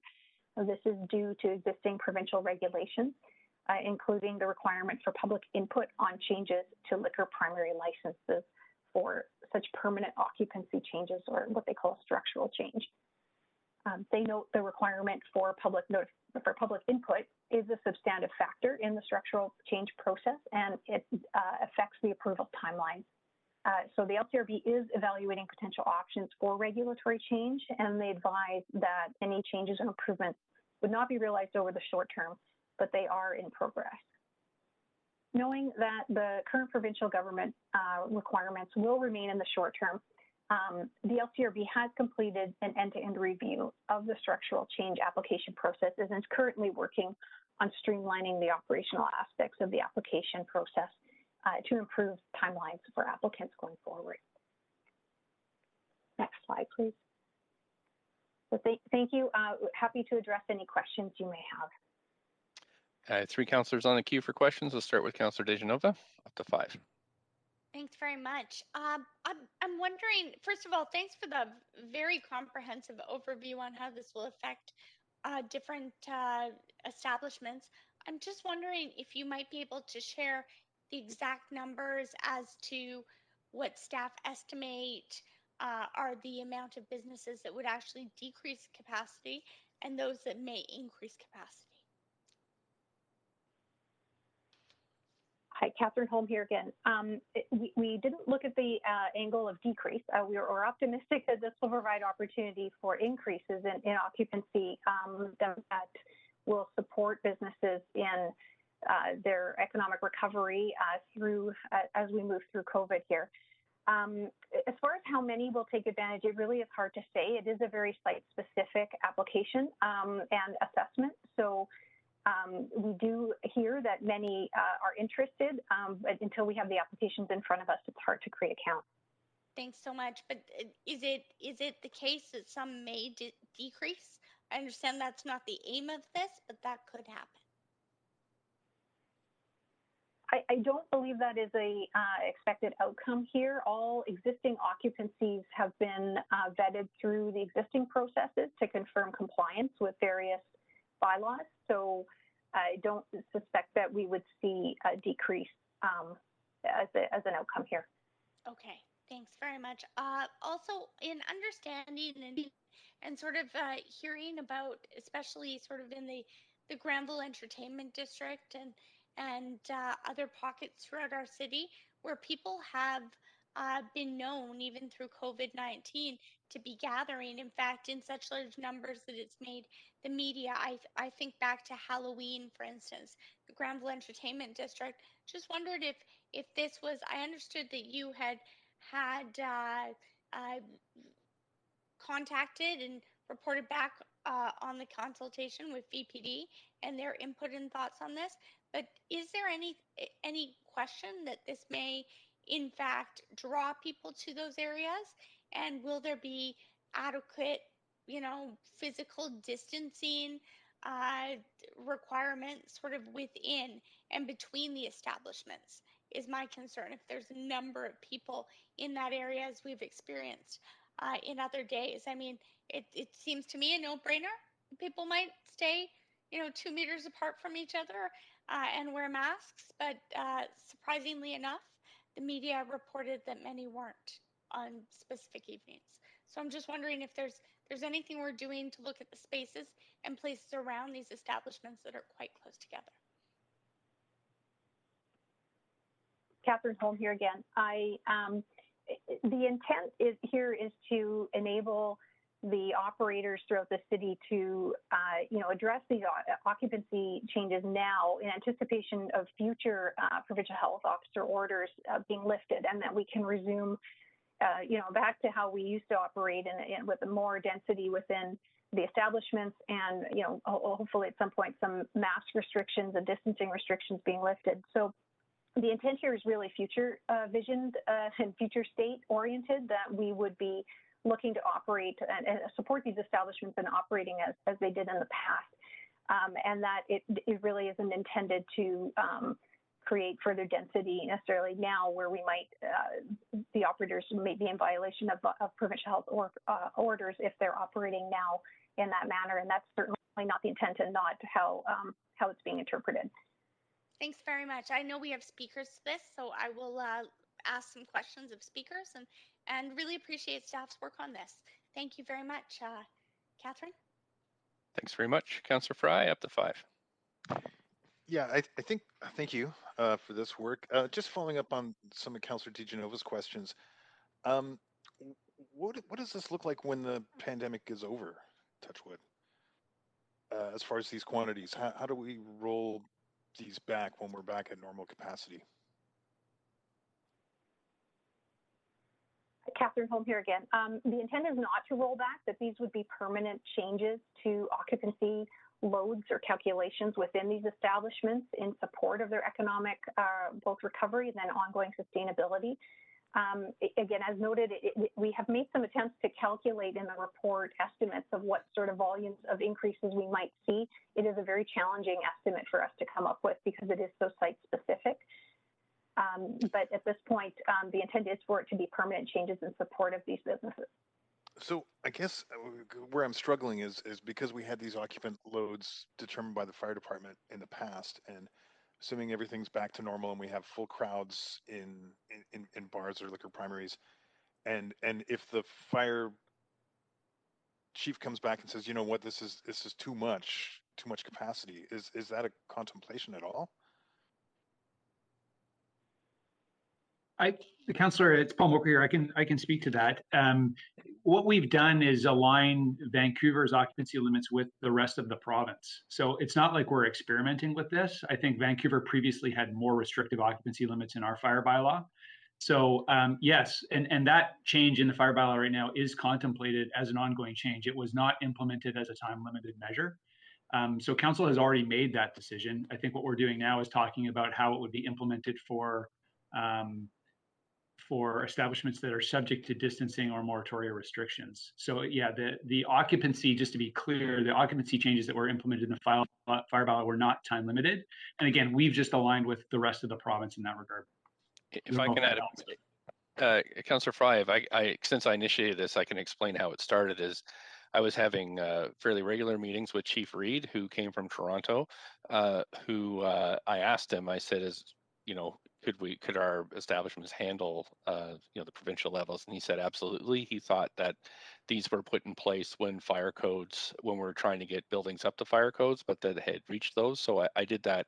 I wouldn't have brought it forward if it wasn't without Chief Reed's former Chief Reed's kind of blessing in a sense, and his experience in Toronto was part of what informed my motion. Okay. Appreciate that. As far as I'm trying to word this delicately, we certainly have had a number of complaints about a liquor primary here in the downtown east side with an attached liquor store, and I'm just wondering if this contemplates any tools that we might use to sort of add a little bit of a stick with the carrot in cases where otherwise Liquor Control Board is kind of holding a lot of the operational cards. Can we pull this back if we're finding that a business is non-compliant and use this as more of an enforcement tool, I guess is what I'm getting at. It's Catherine Holm here again. We would continue to issue business licenses to these operators, and that is, there are conditions that are associated with a business license in Vancouver, and we do have the opportunity to act on that business license and suspend or bring to council for recommendations, even for revocation in the most serious examples. So there are tools available to staff to deal with operators who may operate in non-compliance with city bylaws or their business license conditions. We also, again, work in partnership with the LCRB and their inspection team, and can support them in any sort of enforcement activities related to non-compliance with their liquor license. Okay, I'll leave it at that. Thank you. Thank you, Councillor Fry. Councillor Kirby-Yung, up to 5. Yeah, thanks, Mayor, and thanks, staff, for a very detailed report made for fun reading. I have a question that was brought to my attention, and I sent it to staff, and I note that subsequently an amendment was made to the report, and it specifically relates to a reference on page 10. And the report had originally said, a liquor establishment owner may apply for and be granted an occupant increase based on the establishment's existing floor plan and configuration. And the concern in the original version related to the fact that in order to be compliant with potentially increased occupancy in alignment with the BC Fire Code, that may necessitate tenant improvements such as addition of washrooms or exits. And so I'd asked a clarifying question if the intent was related to the establishment's existing floor footprint, not their configuration. And I see that the report now reads, or on a new configuration and floor plan associated with tenant improvements. So I wonder if staff can just confirm, because this was a key concern that I heard back on the report, that isn't a fear that the establishment should have, and they will be able to conduct any needed tenant improvements and still qualify. Catherine Holm here. Certainly, and thank you for flagging that. Should an operator choose to renovate or change the configuration of their space to accommodate an increased occupant load, that is supported. We certainly would look at a submission with a revised configuration as part of the opportunity to take advantage of this increase. Okay, that's super. I appreciate you clarifying that, because that's something that come up, and I just wanted to flag that there was that update made to the report since the first version was published online. My second question relates to, and I know staff had explored, and I appreciate that, the notion of a blanket approval with the province, and the report outlines reasons for the expected fact that we'll see these applications trickle in over a period of time as people open up again or can afford to do tenant improvements. I wonder if, and I understand why staff aren't recommending a blanket approval for that reason. I wonder if staff can comment about the provincial readiness to support this work and these approvals? Because I'm hearing that there's been a reduction in service or capacity with the province in this area during COVID. Is that a concern? Catherine Holm here again. We speak with the LCRB regularly. We have very good relationships there. They are aware of this change. They are aware that we aren't expecting the number of applications to surge, if you will, in coming in, but that it will be a slower trickle. I can't speak to their specific staffing sort of situation, but I know they are working through a backlog, and they are looking for ways to expedite the service at this time on their end to address their backlog province-wide with respect to whether it's amendments or new liquor-related licensing applications that are coming their way. Okay, so would it make sense then, knowing that there is that backlog, and I think we're all experiencing similar backlogs, would it make sense for establishments to apply earlier? Is that advice that we might give them, recognizing that there could be some time in the approval process? Catherine Holm here again. Certainly, I mean, we would support establishments coming forward as quickly as possible, hoping they could move through these processes and be ready to open with the increased occupancy once we're through this and you know, the PHO orders are lifted and they can operate at that greater capacity. Okay, thank you. And then one last quick question, and that's related to, I understand that this is for existing establishments, and obviously the number of establishments controlled by the aggregate permitted number of liquor licenses by neighborhood and citywide. Is it correct that the bylaw amendments that council passed last year would enable any new establishments, if there is an opportunity for a liquor license to apply, and that they will be governed by the new alignment with the BC Fire Code for new ones? Is that right? Catherine Holm here again. Yes. So a new applicant would have their occupancy calculated under the new fire bylaw that council approved last July. Where we are saying they would not be exempt is with respect to the moratorium or moratoria and the distancing guidelines. Okay, and then final quick question is that realistically, staff did a great job of mapping out the potential number of seats, somewhere around 11,000, but realistically, establishments are not going to, we're not going to have that many seats because establishments are going to be constrained by the physical nature of their buildings if they're older spaces or they can't renovate. Is that right? That's our suspicion. Again, we won't know until we see the actual applications come in, but we do know that the physical constraints will be real and will restrict or limit the opportunities for growth. Awesome. So that's the 5. Thanks, Mayor. Thanks very much. And that is it for from questions from council. So we have one speaker, I believe, that's on the line, is Laura Balance. Clerks, do we have Laura Balance on the line? Yes, Mayor, I'm here. Can you hear me? Great. Yes. Thanks very much for calling in. You have up to 5 minutes. Great. Thank you. Mayor and Council, thank you very much for this opportunity to speak with you in support of this report and its recommendations. Today, I'm representing the Hospitality Vancouver Association, an organization comprised of restaurants, pubs, retailers, and nightclubs in the city. Together, our businesses contribute in excess of $750 million of annual economic impact into the city and employ over 10,000 people.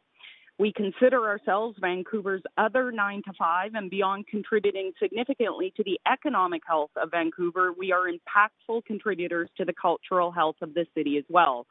Our members would like to acknowledge and commend the Mayor for bringing this issue forward in his initial motion last June that led to today's report.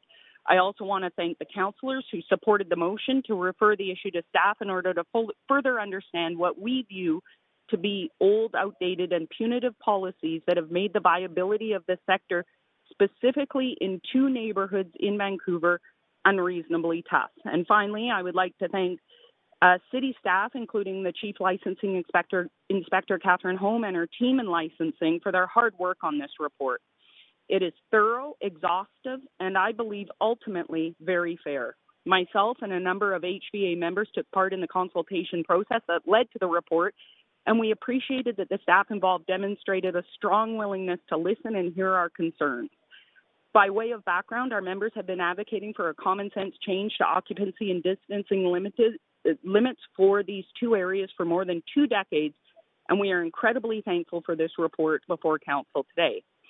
Specifically, I, on behalf of Vancouver's nighttime economy sector, urge Council to implement the recommendations, thereby updating a policy that not only has been out of date for the past 25 years, but also unfairly disadvantages specific Vancouver business owners. This is long overdue. Approval of the motion will allow businesses to have long-term viability past the COVID crisis, which is currently decimating our sector. COVID has brought our industry to a standstill and our businesses to their knees. It is no longer a matter of months or weeks, it's days or hours for many. Our own estimates say that if we can't seek relief through things like common sense recommendations contained in this report, in excess of 80% of our sector will never reopen. That's a minimum of 8,000 to 9,000 Vancouver jobs lost and hundreds of millions of dollars into our economy annually gone. Imagine the impact not only on our industry directly, but imagine our city without a nightlife and what that will do by extension to our tourism and creative economies, among others. If the recommendations in this report are passed today, our members will have to begin the tenant improvement process that was detailed earlier. And that will include adding washrooms and potential exiting, as well as a number of other aspects of as per BC Building Code. This means the addition of the potential 11,000 seats indicated in this report will come slowly, they will come post-COVID, and as indicated, a number of the liquor primary establishments that are currently closed by provincial health orders simply will not, because of the physical limitations of their buildings, be able to access this increase in capacity. By passing the recommendations in this report today, those members who are eligible and financially able will be able to begin the process during the downtime of COVID in order to be able to reopen on the other side of this pandemic. We anticipate that the number of establishments captured in the 11,000 estimated seats will not be eligible, and that the real number will be more like 2,000 to 3,000 when all is said and done. We are hopeful that the recommendations in this report will receive 100% support around the council table today, and we hope that the message is to our nighttime economy, the owners of the businesses, and the thousands of employees within it that council has heard and is extending a lifeline that allows our businesses to hold on and fight on. Thank you for this opportunity, and my sincerest thank you for your consideration of this report. And I'll just make one final comment, Mr. Mayor, in saying I think it's really important that we have worked not only with Vancouver Fire, with city staff, but also with the Vancouver Police, and we really feel that we have a great working relationship and that there is an understanding that the physical nature of those bars, pubs, and liquor primaries that are able to take advantage of this increase in capacity will allow us to get patrons off the street and into a regulated environment. And I think it's fair to say that all agree that that is the best case scenario, not only for the establishments, but also for the city. Thank you so much for coming in today. You do have a question from Councillor Kirby-Yung. Councillor Kirby-Yung, up to 5 minutes. Yeah, thanks, Mayor, and good morning, Ms. Balance. 2 quick questions in my 3 minutes I have for you. The first one is if you heard my question earlier to staff with respect to the clarification in the report around footprint versus configuration, the ability to do improvements, and if that addresses the concerns fully of the HVA members.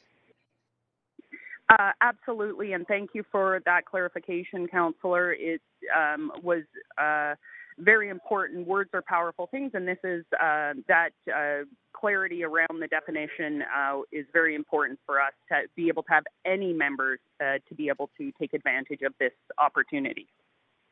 Okay, and then the second question, and I think you touched on it, but it was following up on Councillor Fry's comment, was, and maybe you can add a little bit more color, was sort of the notion of if you run a sort of a liquor establishment in Burnaby now or in Prince George, you can have more people in it than you can in Vancouver.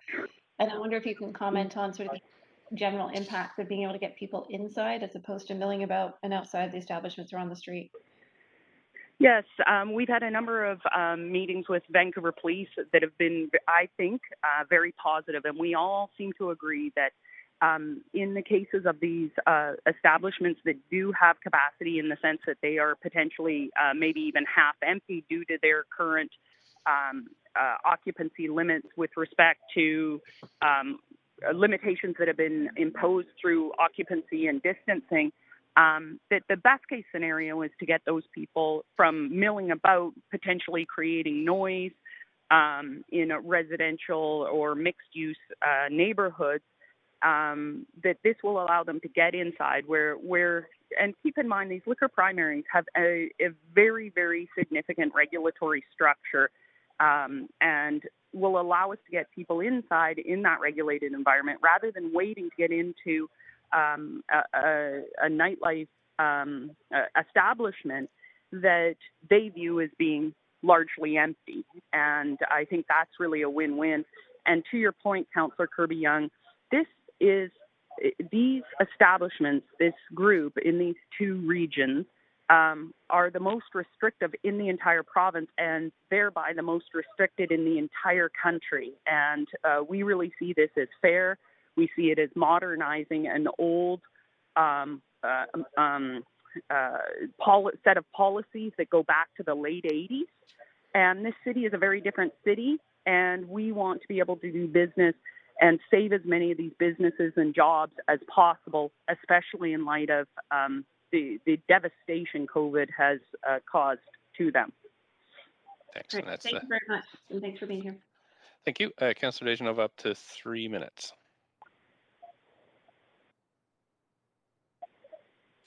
Councillor Dejanova, do we have you there?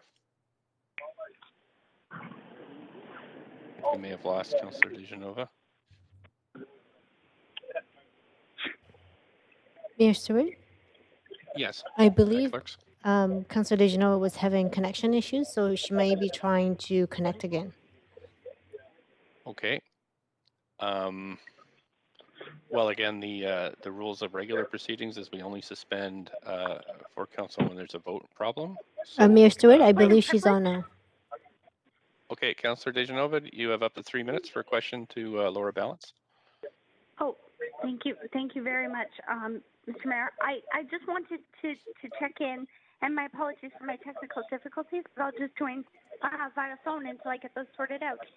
Thank you very much, Laura, for your comments, and I heard all of them. I'm just wondering if you happen to know if this would negatively impact any establishments, or if you felt that there were any sort of individual situations that may need more oversight. Appreciate that I asked that question of our staff, but always like to consider, individual small businesses that may not have that time to reach out to staff or might be lost in the process, not knowing quite where things are at in COVID.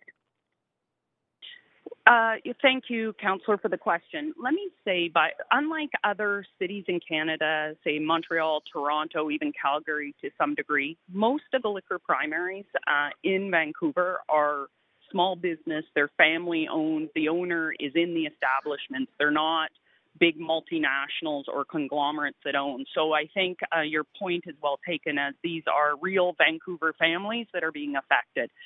But let me say, where we see that we will not, and why I understand staff's position and support their math as far as the potential 11,000 seats on a technicality, BC Building Code will always win the day, in the sense of life safety will always trump all other things. So any of our members that are in, say, a heritage building, and I can tell you, Councillor Dejanova, that we've had a code consultant look at three of what I consider some of the most iconic and important establishments for various members of the community. And two of the three won't qualify for an additional seat, not because of anything other than the physical requirements of their building will not meet increased capacity under modern building code. But we understand that. We understand that BC Building Code must be adhered to and that we must ensure people are protected. So we fully accept that, and those owners accept the consequences of the physical limitations of their building. We're not asking for an exception outside of that. We simply want to be able to bring up close to, not even at par when it comes to capacity, but keep in mind when these policies were developed, a number of our neighboring cities didn't have the nightlife in and of themselves, whether they be restaurants that operate almost pub-like or nightlife in and of their own. And back in the late 80s, it was different. And so we're hopeful that all of council really support this, because it is not about going above. It's simply about trying to come to par with Burnaby, Richmond, and everywhere else within Vancouver. We are the aberration in the country, these two neighborhoods, and our members are literally on our knees. We are the first closed, we will be the last opened, and this is a lifeline that may save some of those great businesses, but also those very valuable jobs, whether they be bartenders, servers, management, doormen, or the artists that play within those establishments. That's who we're really talking about here.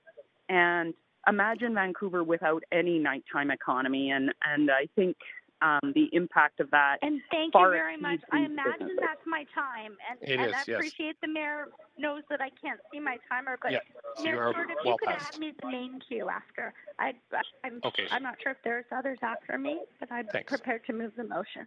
Okay, actually, you can move the motion, Councillor Dejanova. And do we have a seconder for this? Councillor Kirby-Young. Thank you. Okay, so I'm putting us on the main queue. Councillor Dejanova, you have up to 5 minutes for debate. Thanks, Mayor Stewart. I'll be brief, and so I can get back to getting my computer restarted here. But I just wanted to thank Catherine Holm and her team for the immense amount of work and effort that they have put into this. I know that this will mean, and I think as Laura Ballance well stated, this will mean, the difference between being able for small local businesses, family-owned businesses, to continue on in the city of Vancouver, and this actually gives them a lifeline. I also realize, from some of the thoughtful answers to the questions that I had asked, that in fact this will hopefully have people coming in off of streets, sitting down in establishments, or being physically distanced in establishments more properly than perhaps they would be if they were just to be sort of loitering in specific areas, especially in those areas in the city where we see liquor primaries. So I do hope that as to other points that have been made, that we will see liquor primaries and establishments move forward and apply quickly. I'm hoping also that what we will see from this will be a safer approach, and that will eventually get us out of this pandemic faster. As we know, many restaurants received a devastating blow yesterday, just before an Easter weekend. Perhaps, people who do follow the rules and do, dine within their bubbles, dine within their families, had reservations for Easter weekend, planned to be out. And I think about the workforce, the economy, the servers who are out of jobs today. So I see this as a very thoughtful, smart and considerate approach to planning for the future to make sure we avoid some of those issues in the future.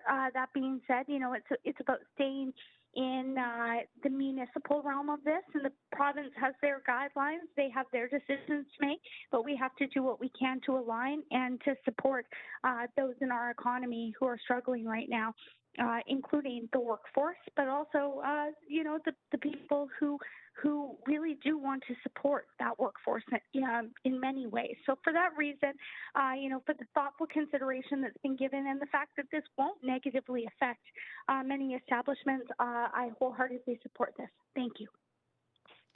Thanks. Councillor Kirby-Young, up to 5. Yeah, I won't need that much. I'm going to be very brief. I just wanted to say I'm fully in support of the report. I thank the mayor for bringing it forward. I think it's an excellent motion. And I think that we need to be doing all that we can to ensure a competitive and a fair playing field for establishments in Vancouver. And it just is sort of nonsensical for an establishment to have to operate under different guidelines in a neighboring municipality like Burnaby, or even looking more broadly across the country than here in Vancouver. So this makes sense. And as long as life and safety issues have been addressed and we're on side with building code, I am fully supportive of anything that helps our industry during an incredibly tough time. I think this was needed prior to COVID, and I think that it's been shown how much more impactful it will be now, hopefully to sustaining these establishments and having them be there for us when we are actually able to get out and gather again. So thank you to staff for the detailed report, and thanks to the mayor for bringing this forward. Thank you. Councillor Dominato, up to 5. Thanks, Mayor. And I'm also thrilled to speak in support of this report and echo like Laura Ballant's comments to council. This is an excellent report, very clear, and really articulates some of the challenges, but also the opportunities that this has presented. And from my perspective, this really is another great example of the advocacy and leadership of council, but also that of our staff team at the city and management in working together and to find alignment and in support of the business community. And one of the things that really stood out for me when this was initially brought forward to council is that we really had an uneven playing field, and this levels that playing field. Both council heard the concerns of industry in the sector, staff heard them as well. Really appreciate the collaborative approach and bringing this forward, and that really it's going to bring opportunity for these businesses coming out of COVID. We know we're in a very difficult time right now, but it does support our nighttime economy. It does support our local economy and jobs. And this is people's livelihoods. And I think we always have to keep that in mind. And so for me, I'm really impressed with the work here and the collaboration, and that we were able to get all parties to the table to come up with a reasonable solution. And that, again, we're leveling the playing field, and that this is going to make our city and even stronger post-pandemic. Thank you. Thanks so much. That's it for council speakers. So if we can call a vote on this one, clerks. And point of privilege, Mayor Stewart, if I Yes. could be marked in favor, please. Great, thanks very much. We'll make sure we do that.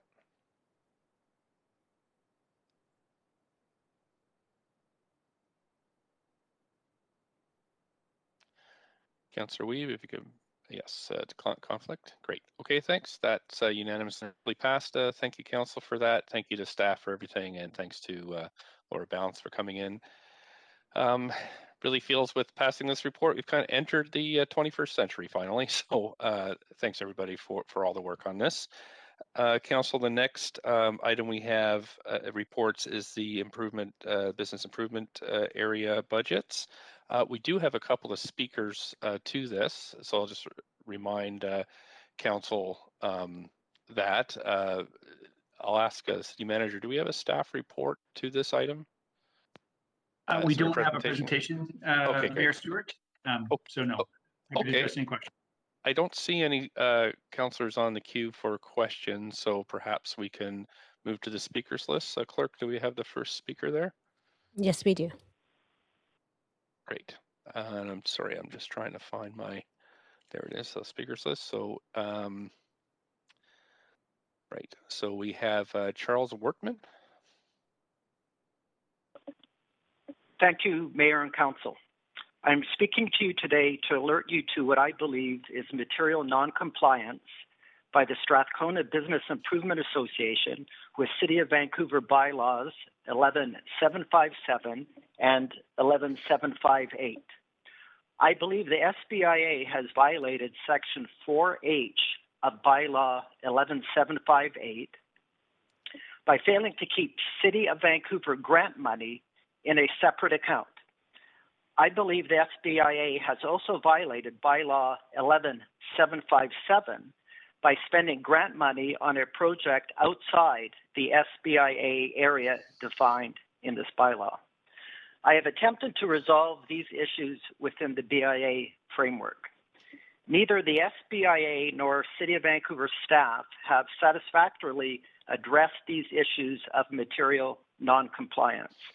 For example, why does the city's 2021 to 2022 BIA report state that, quote, all BIAs have substantially complied with requirements set out in the city's BIA grant allocation bylaw, when in previous years the adjective substantially was not included and noted that all BIAs were in compliance?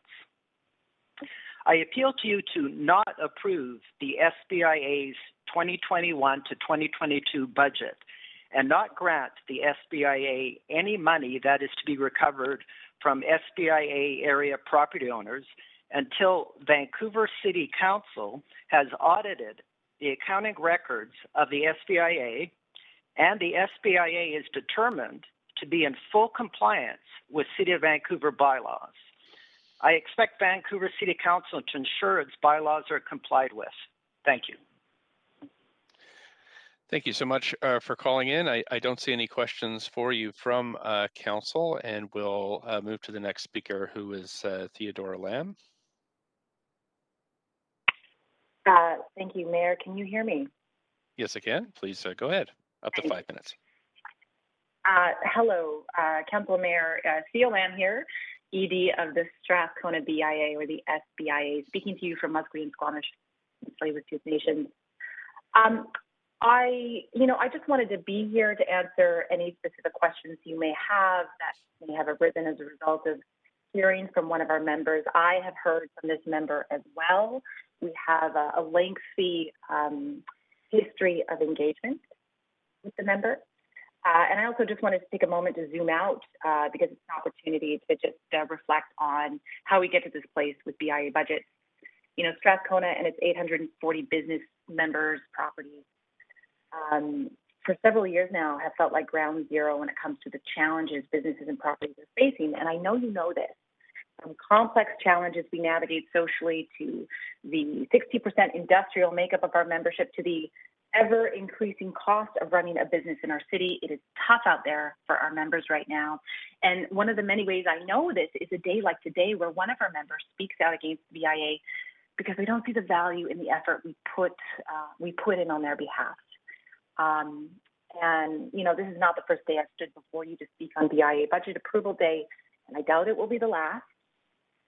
Of course, as you know, 22 BIA budgets are awaiting your approval. All of them have gained the approval of their members, including Strathcona's. And now you have to consider the interpretation of one member of the SBIA with regard to the compliance regime in which we are governed. Now, like all 22 BIAs, Strathcona is a nonprofit society. Per our agreement with the City of Vancouver, required to undergo a full audit. It requires a tremendous amount of time by staff and board, and it goes a long way into confirming the confidence of our members, given it is their levy that funds the BIA and our advocacy efforts on their behalf. Now, the findings of that audit are presented annually for approval to the Society's membership at our AGM, as is our annual budget, and my board put in a tremendous amount of time last year in order to land on a precedent-setting 34% levy decrease for members as part of the budget, which was supported with the majority of members in favor of it. And the findings of the audit were also approved.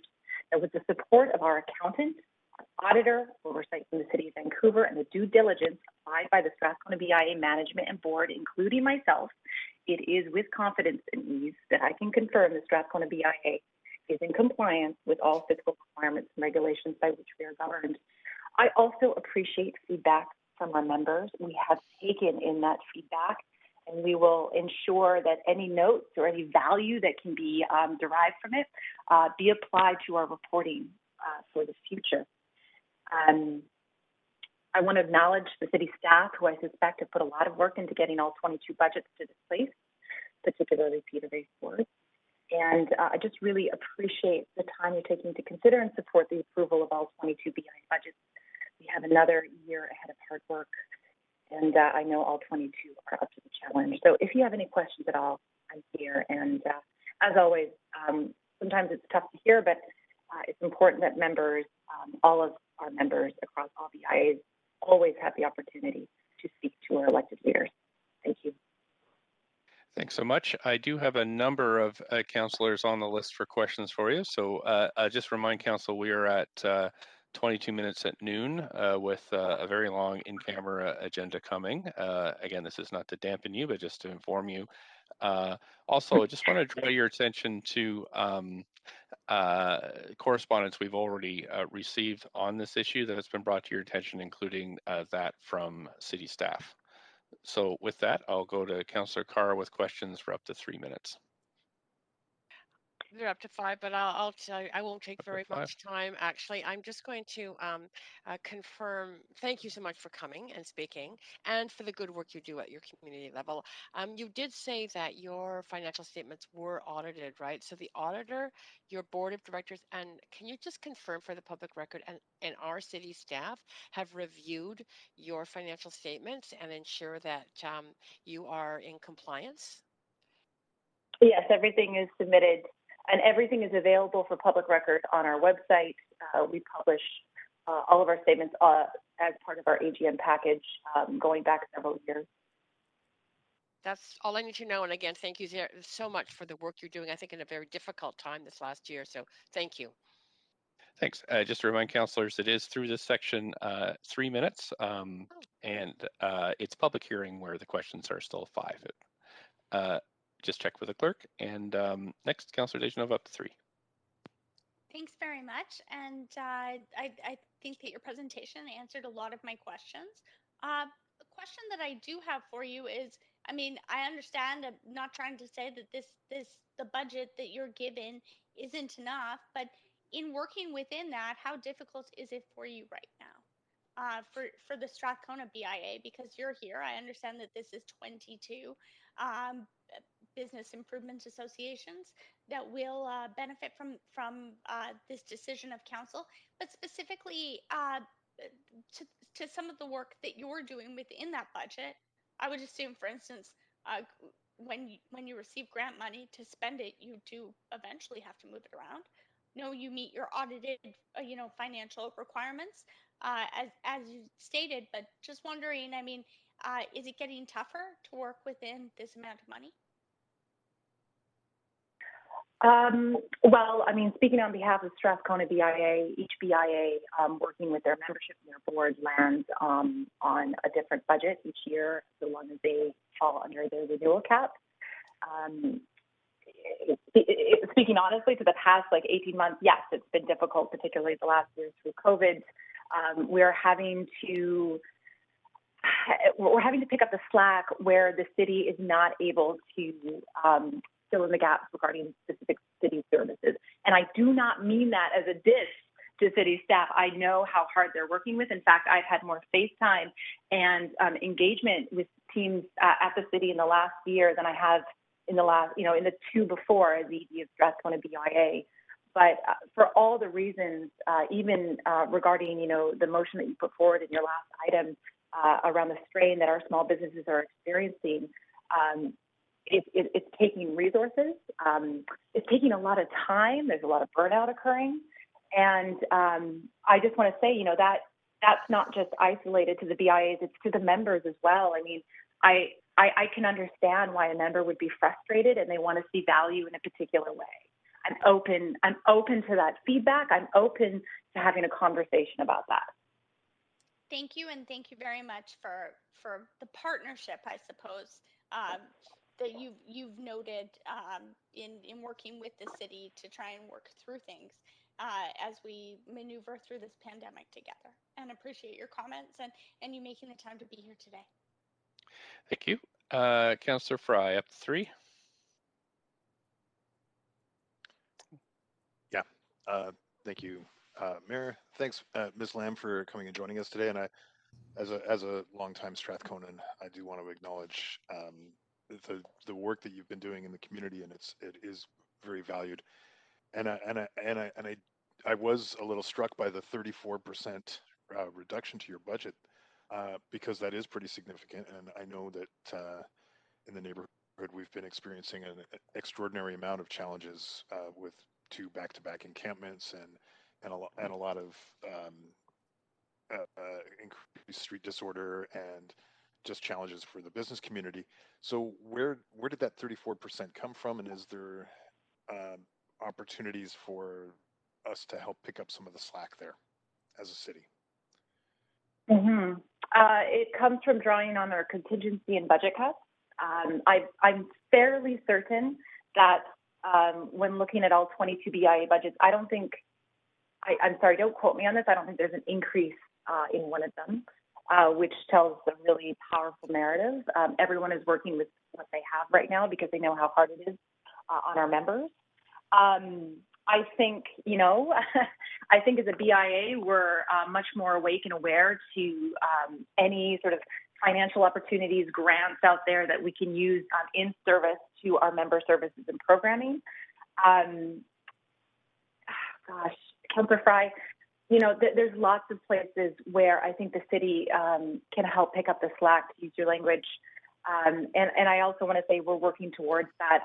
With the latest round of restrictions that we've just heard from the province, it's going to be critical, for example, that we have no barriers to permitting and that costs are significantly reduced, if not cut altogether, regarding an application for a permit. Like, that's a very specific tactic and direction that council can consider, and that you can work with the BIAs on, because we are such a direct connection to the businesses themselves. We understand when they apply for a patio permit, for example.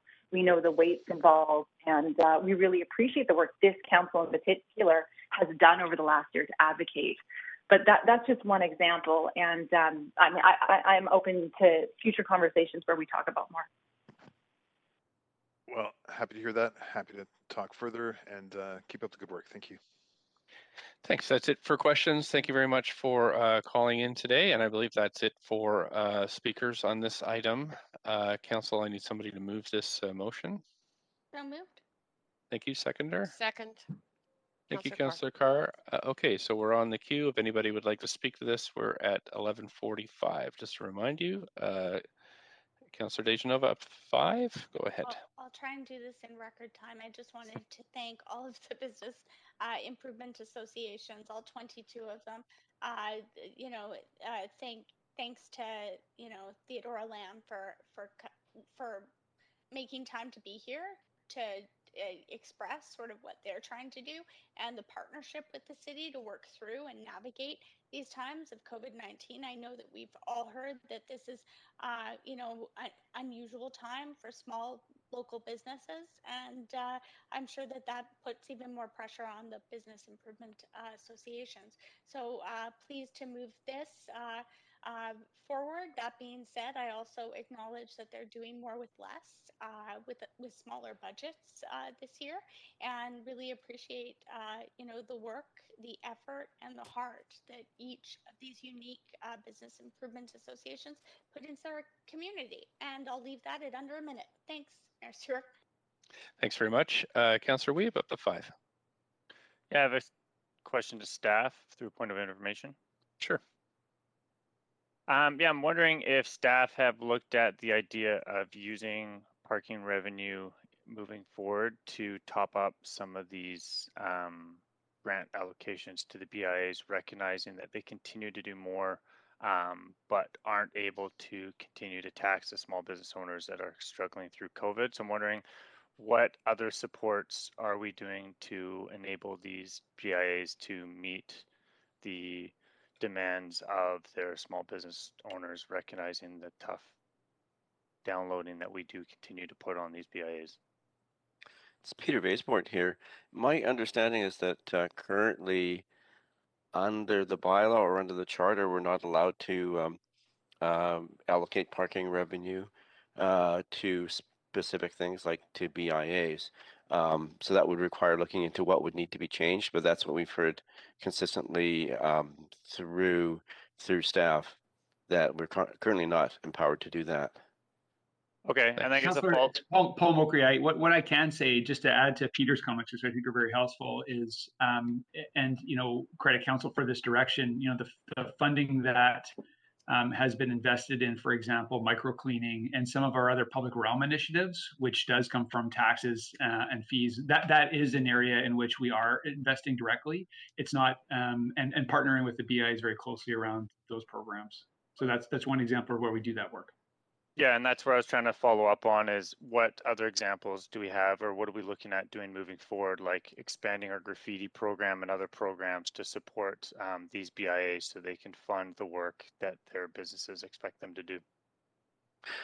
Yes, and it's Peter Vasebord here again. We have been looking at a number of things to help support businesses in areas. We're looking at potentially a program to help fill vacant premises quickly by through a platform that would link vacant, leasing, advertising by owners to businesses, so they could see where they could go into an occupancy that was already approved easily.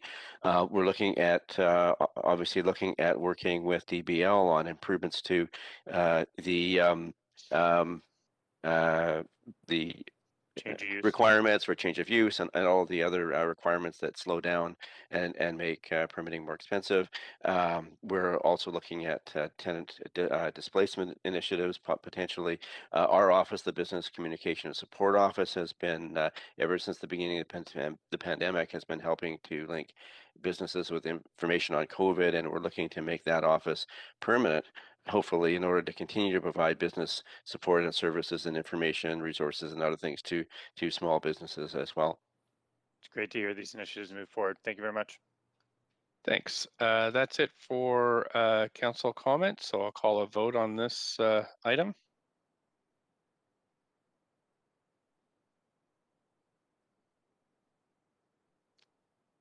Councillor Carr, Bly, and Kirby-Yung.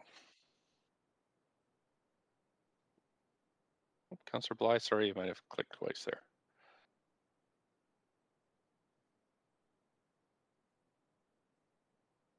Councillor Bly?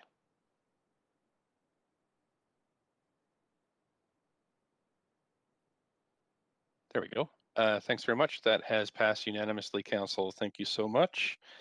We are now finished those reports and we're moving on to bylaws. 23 bylaws on the agenda.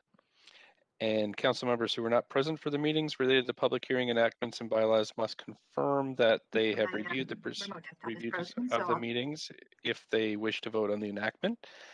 I'll just go through these now. Bylaw 15 is from the public hearing of September 10th. Councillor Bly, you're absent. Have you reviewed and will you be voting? I haven't. Sorry, you have and you will? So you're just a little faint there. You have and you will, is that what I'm hearing? Councillor Bly? Perhaps turn your video off.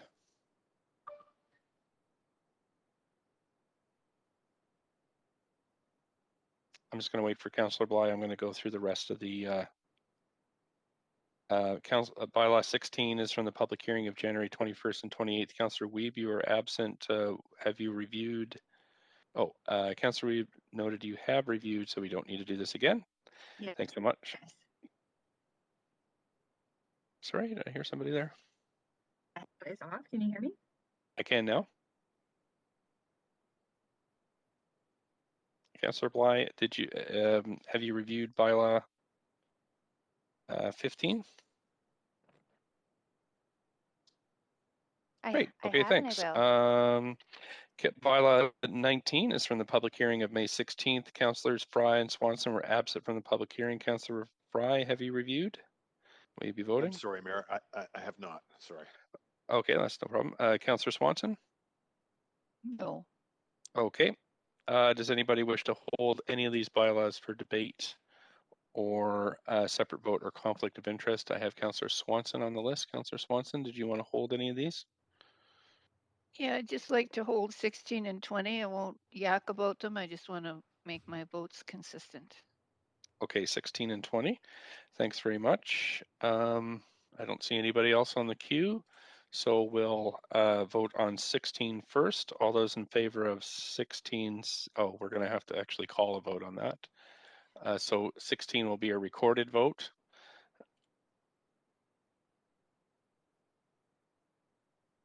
So moved. Yeah, we don't need a movement. We just need a vote on the screen. If you need vote assist, I'm happy to help with this. Okay. Mayor Stewart. Councillor Domino, yes. We do need somebody to move in second. Oh, my apologies. Councillor Dejanova moved it. We have a seconder. Second, Councillor Carr. Thank you. Okay, so we'll resume the voting. Sorry about that, Council. Mayor Stewart, we would have to redo the vote. Okay, sure. Let's do that. Okay, so we're voting on. I think it's 16. Yes, 16. Yep. Councillor Fry and Councillor Dominato on bylaw 16. Thank you. That passes with Councillor Hardwick and Swanson in opposition. And the next one, I think Councillor Swanson was 19. 20. It was 20. Number 20. Okay, great. So we'll have a reset on the vote and call the vote on on number 20, bylaw 20.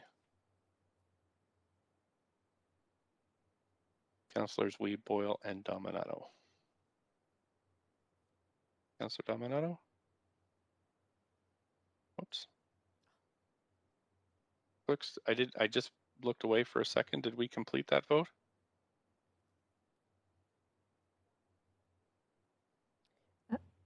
Mayor Stewart, I think both the clerk and I pressed it at the same time, so we would have to revote again. Apologies.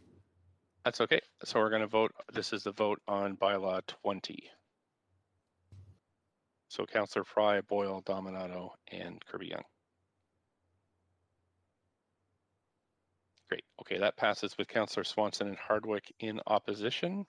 Thank you so much. And now we'll just do yays and nays on the remainder. All in favor say yay. Yay. Yay. Opposed say nay.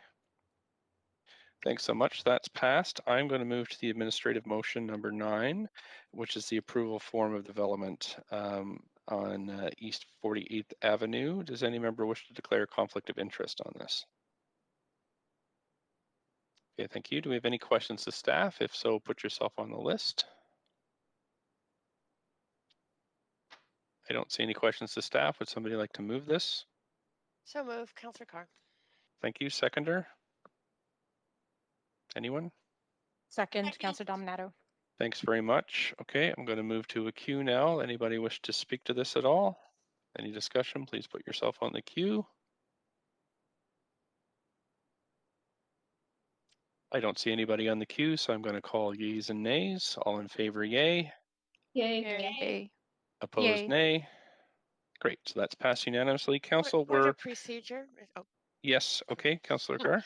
Yes, I'm wondering if it would be helpful to have a motion to extend this meeting to complete the business, knowing that we have a full afternoon in camera. I don't think we're going to make it, Councillor Carr. It would really take us all the way through lunch because we have a number of council motions. I'm just looking here. Number of council, 4 council motions. Then we have new business and all that other stuff we normally do. So I think I don't. It's going to take us a couple of maybe an hour or more. So I don't know if that would help us. And I do. Yeah, the clerks say we need probably over an hour, and I think since we have such a long in camera, it would be good for give everybody a chance to stretch. I mean, it's your privilege to move the motion if you like, but that's my thought. I thought we could be faster, but I'll go with your Okay. assessment. Oh, it's actually the clerk's timing advice. So okay, thanks, Council. We're at 3 minutes to noon, so I think we can just have a motion to recess and then come back in camera at 1. So move. Thank you. Seconder. Second. Seconded. Thanks. All in favor, yay. Yay. Yay. Okay. Opposed, nay. Don't hear any. So we are recessed, and we'll see you in camera at 1. Thanks, Council. Point of information, Mayor. We're back at 6 p.m. Thank you. Thank you very much. Councillor Kirby-Yung, do you have?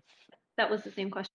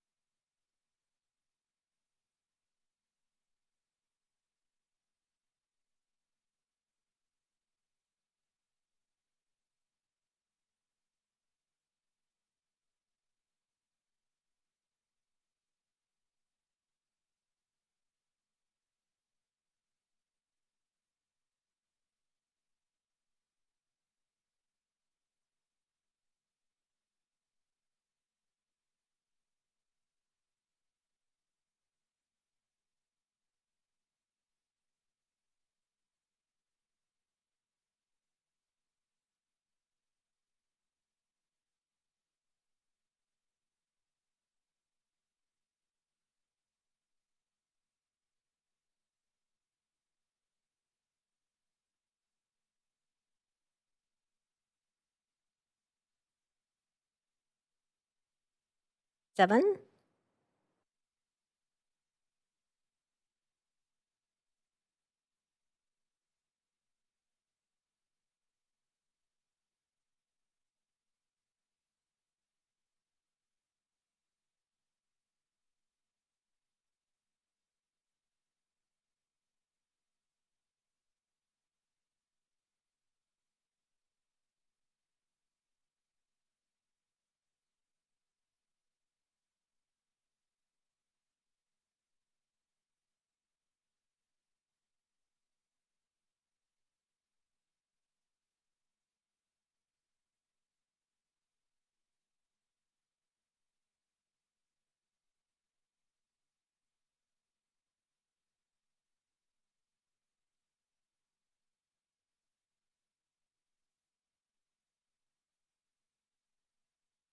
On the agenda today, as motion B5 was previously withdrawn by myself, Councillor Wiebe. Council members have 2 minutes to introduce their motion and 1 minute each to ask clarifying questions to the mover.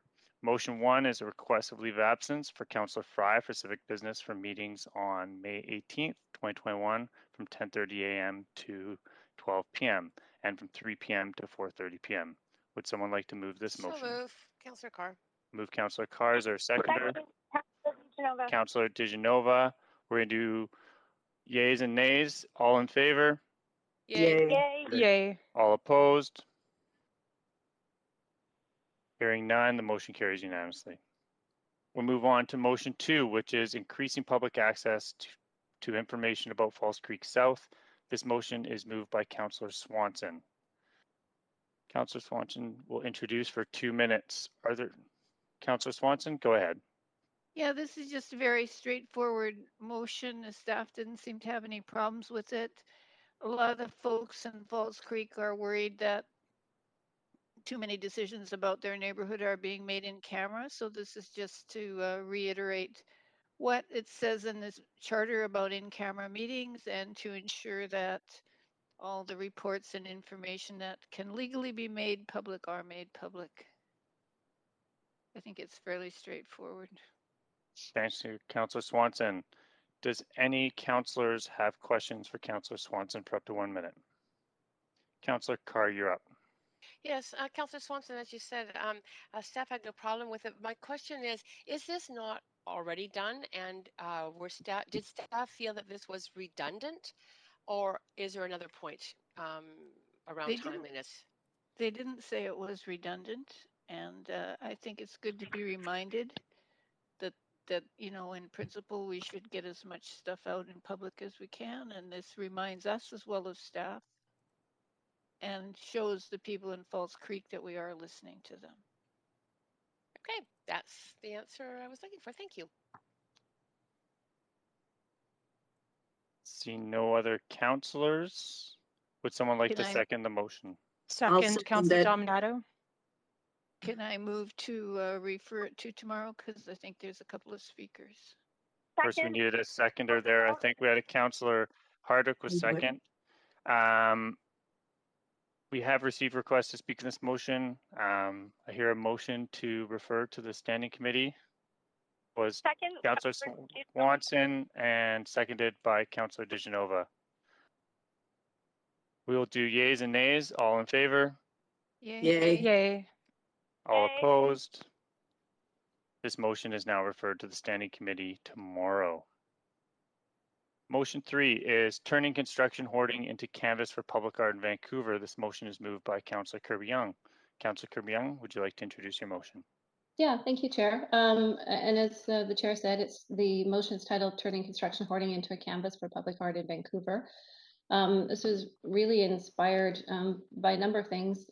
We saw sort of an emergence of public art response to the pandemic and how viscerally and strongly and emotively the public responded to that during the pandemic. And there are also similar programs in Toronto with organizations like STEPS, not dissimilar to the Vancouver Mural Festival, that provides support there. And essentially what the ask is for enabling policy to require use of up to 50% of hoarding space on public art, not meant to be a prescriptive program or something that is onerous for the city to manage, but simply to have enabling policy and then let artists or artist organizations and the industry connect. I took the opportunity to do some legwork. So I didn't want to bring something forward that would send staff off on some work that wouldn't be supported or wasn't sort of robustly received by industry. And council will have noted that you've gotten very enthusiastic expressions of support and letters from a number of different organizations in the development community: Polygon Homes, West Group, Reliance Properties, Concert, UDI, and others, which is really encouraging to see. And I think truly it is a win-win to be able to support our artists. It's both economic recovery, but it's also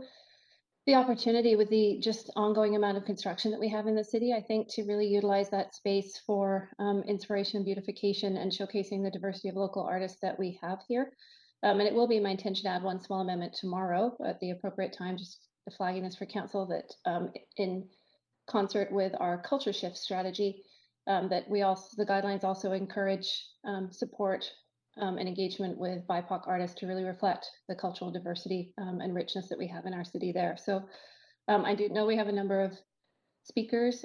Perhaps I will leave it there. It would be nice to see beautiful art throughout the city and sort of an organic, evolving art gallery, as opposed to just your standard and what can be less than beautiful or sometimes ugly hoarding on sites in the city. First, we're going to move to questions of the mover. Councillor Carr, you're up first. Yes, thanks, Councillor Kirby-Yung. I wonder if you could just define what hoarding space is. I've had several members of the public question. It sounds odd, so an explanation, please.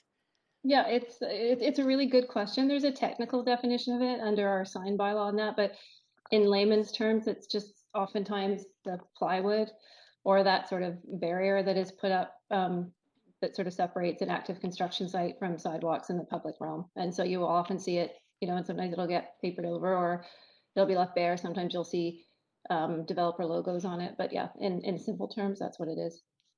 I appreciate that. Thank you. Councillor Fry. Yeah, thanks. So we see from the staff motion that they simply don't have the capacity to do this work at all, and they worry that it'll distract from some of our graffiti management programs. And with that said, and with the apparent enthusiasm from the developer industry, I'm wondering, why is this mentioned as a required feature, and why not just do this directly with the Sorry, Councillor Fry, you're cutting out, Fry. Resources. Sorry, can you repeat the last part? I didn't catch that. You cut out. Councillor Fry, are you able to repeat your question? You were cutting in and out. Sorry, I'm having some internet issue here. Can you hear me? Yeah, we'll restart your timer if you want to ask Shall the I just question go again. from the top? Yeah. Sure. So, given the staff feedback on this, can you hear me? Yes, we can. Okay.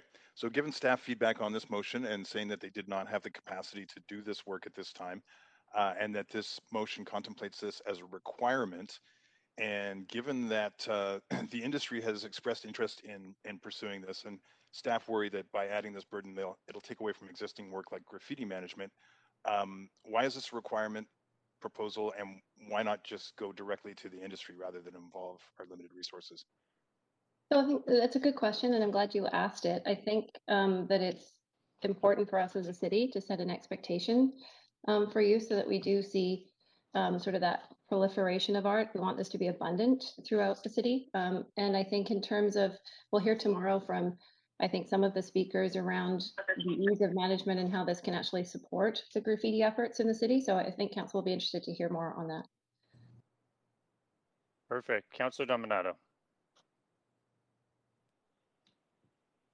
Thanks, Chair. And yes, Councillor Kirby-Yung, just curious what kind of public response there has been to this proposal.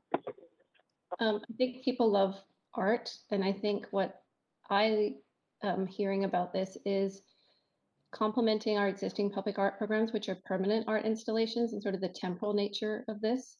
And I think people really respond to that at street level and seeing art that reflects that sort of site specific.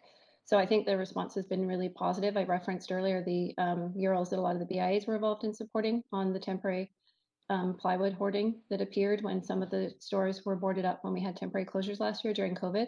And I think it's been the same type of public feedback and support here. It's part of livability in an interesting city, and I think people want to see more of that. Perfect. Would anyone like to second the motion? Second, Councillor DeGenova. We've received requests to speak. To your speakers tomorrow, we need to refer. Motion referred by Councillor DeGenova. Seconder? Second. Second, Councillor Carr. All those in favor? Aye. Yay. Aye. All those opposed? Motion is referred to the Standing Committee. Motion 4 is calling for a plan to clear Vancouver's permanent licensing backlog and revamp the critical city service. This motion is to be moved by Councillor Dominato and is co-submitted with Councillor Kirby-Yung.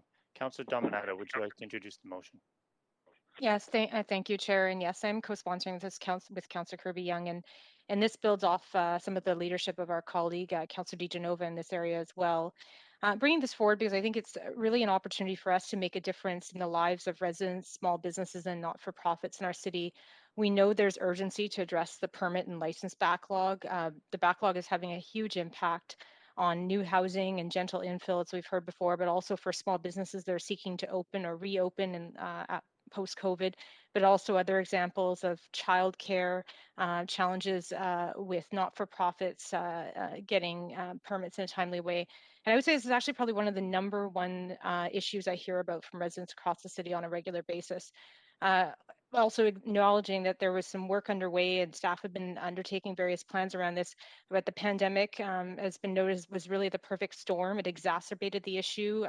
The service center was closed. Had to move online without the technology backbone, and that's been incredibly challenging, as well as the over-regulation that we have in our system. I think it's critically important that staff need and citizens deserve a clear direction and accountability from elected officials in this area. And this is really defining the what and the timelines, not getting into the operations and the how. We don't need to study this issue.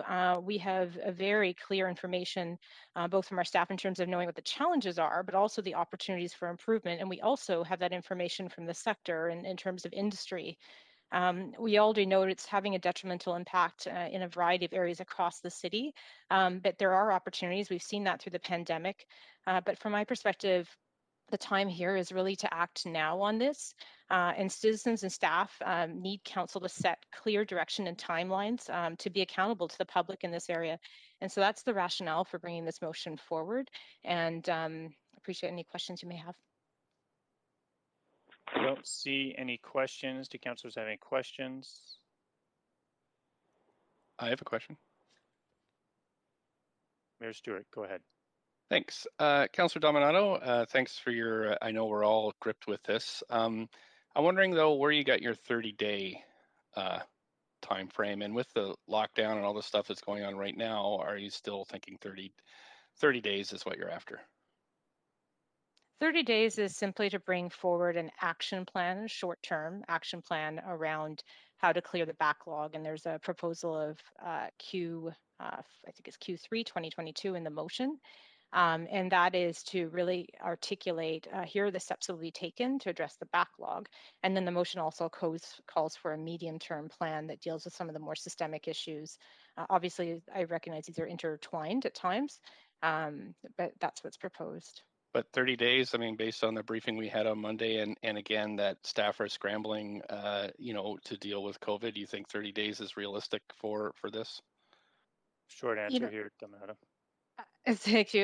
Yes, I appreciate that there was a briefing Monday, and I think there's a number of points articulated there. And so I actually think it actually could be reasonably achieved. And I understand in speaking with the city manager that it was also achievable.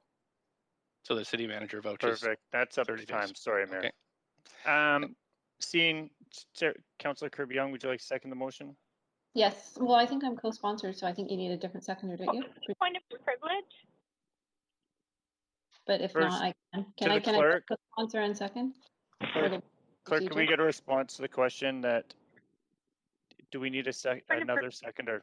Point of privilege, Councillor DeGenova. I'm just waiting for a response from the clerk first. Chair, we don't need a second, as Councillor Kirby-Yung has been listed as the co-submitter. Okay, thank you very much. Councillor DeGenova. I did have questions. I didn't want to interrupt. I was hoping that you might add me to the list. Okay, you're added. The mover. Perfect. You added to the list. Go ahead. Thanks so much. Councillor Dominato, you had already mentioned this in your introduction about the motion, but the very first motion I'd moved actually at the beginning of the term was setting new standards, and it spoke about looking at not only how to expedite, but also looking at best practices, other municipalities, and asking staff to come forward with ways that we could and that we would expedite permits. So I just wanted to ask, is your motion asking for that work that's being done and the work that's planned from that to roll into these timelines, or you see that as separate?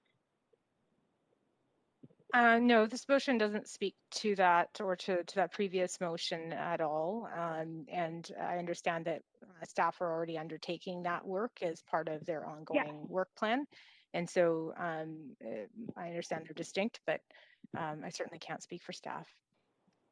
Great.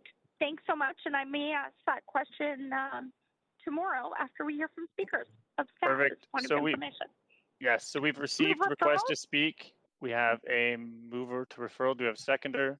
Second. Councillor Dominato. All those in favor? Yay. Yay. Yay. All those opposed? Hearing none, this motion is referred to the standing committee tomorrow. Yeah, can I jump back into the chair post, Councillor Weep? Chair Weep? Yes, you can. We're starting at 11. Thank you very much. Thanks for your work there. Okay, so notice of council members' motions. Again, council, just put yourself on the queue here, and then I'll call you. Just the title, and if you can send the title into the clerks, that's great too. Councillor Swanson. Preserving bus ridership during COVID and beyond. Thank you. Councillor Dominato. The title is Enhancing Organizational Governance and Development. Okay, thank you. Councillor Carr. Joint Vancouver City Council, Vancouver School Board Committee to collaborate on capital projects. Okay, thank you. Point of privilege, Councillor DiGenova. Could you add me to the list, Mayor Stewart, please? Sure. Councillor Weep. Yeah, I'll be bringing back accessible voting options for municipal elections. Thanks. Councillor DeGenova. Thanks, Mr. Mayor. Mayor. The title of the motion I'm bringing forward, I called notice on it before, but we'll be bringing it to the next council meeting, is Breaking Glass Ceilings, Advocating for Social Media Platforms and Appropriate Web-Based Forums to be Considered Publishers. Okay, thank you. Clerks, I got a note from you, but I don't quite understand it about the date for a meeting. Mayor, just to confirm that the notices were for the next council meeting? Is that the intent? The notice of motions? That's correct. For the next council meeting, yeah. Great, thank you. Just for council, to just clarify that in the procedure bylaw, we do need council to specify the date of the meeting, just so we can note that in the minutes. Thank you. Great. Okay, thank you, Councillor Kirby-Yung. You on? Do you have notice of members' motions? No, I have two items of new business. Or I guess, okay. One is new business. It was an LOA. Yeah, I was just going to get to that one. So that's just in the script here that because there's usually councillors and we're all clustered together. So we have request for leave of absence under new business. Councillor Kirby-Yung be granted a leave of absence for civic business for meetings on March 31st from 3:30 to 5:30 p.m. Do we have a mover for that? Thank you. Seconder. Second. Thank you. All in favor, yay. Yay. Yay. Opposed, nay. Great. Thanks very much. Mayor, if I have an inquiry, should I wait till after we complete new business? That's right. Yeah. New business first and then inquiries and other matters. Perfect, so we're still on new business. And Councillor Fry. Yeah, thanks, Mayor. And appreciate our acknowledgement earlier today of the tragedy that happened at the Lynn Valley Library and our moment of silence observed for folks there. On an unrelated but timely update, I attended my first I think Councillor Fry, I'm going to stop you there because that would be the next section, section 13 on the agenda, which is kind of other inquiries and other matters. Unless this is kind of a new council business, that's what this would be. Is there a motion or anything attached to your? No, this is more of an update on their 1 year into the pandemic at the library, but I can do that later then. Okay, great. And we can, thanks. And we'll just save that for the next one along. I've got, so new business. I have new business that I was hoping Councillor Weeb could take the chair while I introduce it. So I'm going to have to ask a question to the clerk. Sure. I will be stepping aside due to abundance of caution, recognizing that I currently have an open petition against me related to the issue. And so I will be stepping aside, so someone else will have to step in as chair, and I will be stepping out of this section of the meeting. All right. So in this instance, council, we have to pick a chair. So would somebody like to volunteer to chair for this item? Oh, fine. Councillor Carr, thank you. Anyone else, or are we okay with Councillor Carr chairing this place of Councillor Weeb? I don't hear any objections, so okay, Councillor Carr. Yes, Mayor, go ahead with your item of new business. Okay, Council. I have circulated a motion through that. Hopefully, the clerks can pull up on the under new business. Hopefully, the clerks can pull up on the screen. You just see me on the screen. So, clerks, do you have that? Okay, so it's coming up. Okay, so I'm just going to. Sorry, just excuse me for just one moment, Mayor. Sure. Clerks, I wonder if you could make sure that is emailed to me. My screen is not showing any items other than in orange cone. And so rather than getting IT, and if you could email me that motion so I can have it in front of me to deal with it as chair. Thank you. Can I proceed, Chair Carr? Absolutely, go ahead. Thanks so much. So, Council, we all know yesterday's news was very difficult to hear, especially for many business owners and residents in Vancouver who have been doing the right thing and staying safe, even while dining at local restaurants and bars. And I have 100% confidence that Dr. Henry and her team made this call to close indoor dining because of evidence and a commitment to doing what we must do to get us through the pandemic. And for us, we all have to do what we can as well to keep people safe, also to help businesses get through the next 3 weeks and maybe beyond. So we're all crossing our fingers. It's only 3 weeks, but it may be more. I want to first acknowledge that Council has done a great deal to help small businesses and nonprofits already. The patio program has been a huge success, and I really feel thankful to Council for working on that. Sarah Kirby-Young, Councillor Kirby-Young bringing that forward, and Council making refinements along the way, as well as staff who put a huge amount of work into that. Earlier today, we unanimously passed new rules that will provide a lifeline to the liquor primary establishments and save, according to industry leaders, about 8,000 jobs. So we are really digging in here.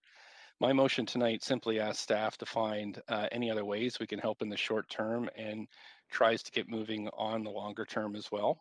So in terms of temporary expedited patios, again, that's been a big success, and not just with businesses, but I think with the city. I think people are liking what they're seeing, sitting outdoors, and so that's been very good. I know Councillor Kirby-Young and other councillors have been meeting with those involved, industry, different groups. My staff also meeting with them today. And so there are some other considerations coming on top of my motion, although I think we'll probably have to ask to make sure that, staff questions on these. The point is we need to make sure that groups that need access to space to help their operations survive can do so at little or no cost. The third point I have in this motion is looking at things that are slightly more complicated, like existing bylaws, to see if we can make additional changes to those in the event that this drags on for a lot longer, and we hope not.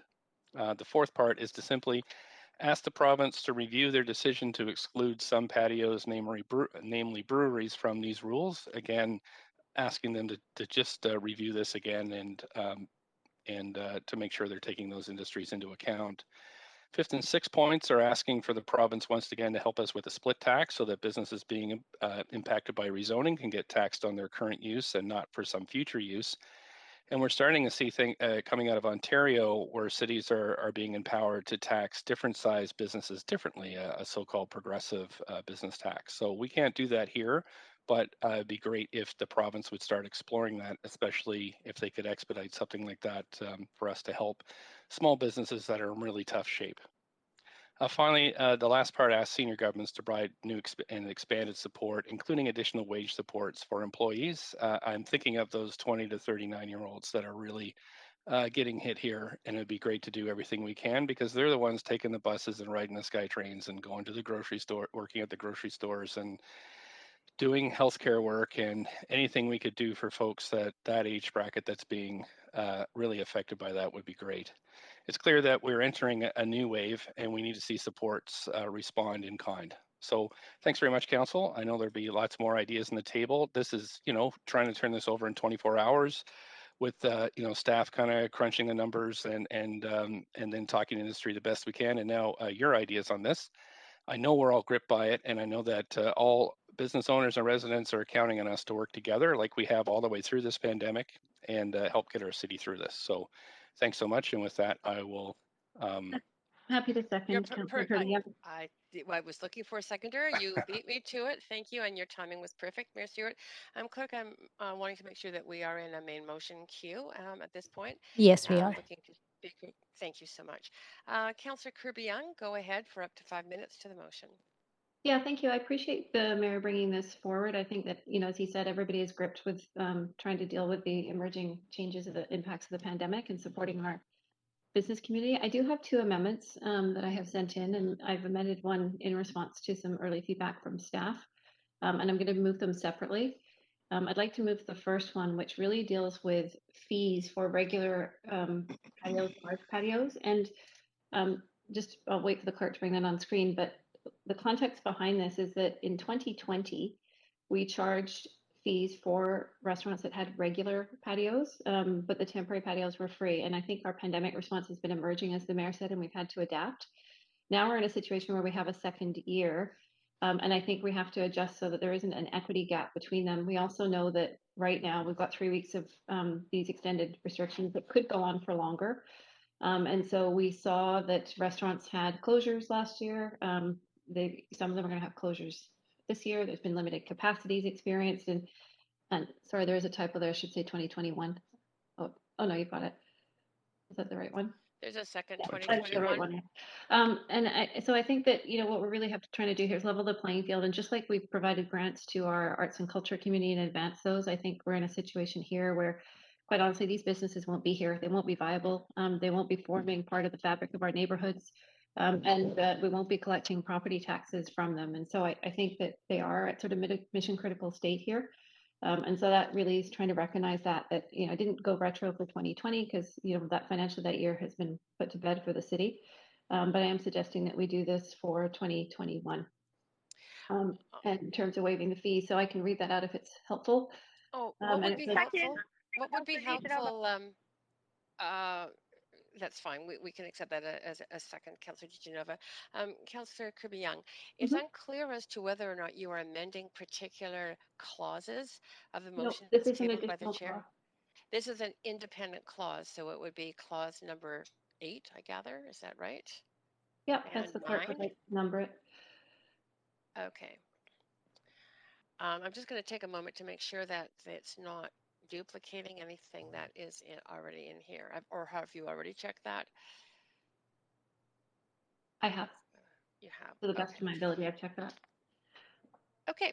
Then we'll leave those, clerk, as numbers 8 and 9. Okay, thanks, Chair. Can I just read that quickly for the record? I think it might be helpful because I know a lot of people are following this discussion. I think that would be helpful. Sure. Thank you, Chair. It says that Council directs staff to waive the annual fees for regular patio/large patio permits for 2021, recognizing that due to COVID restrictions, closures, and limited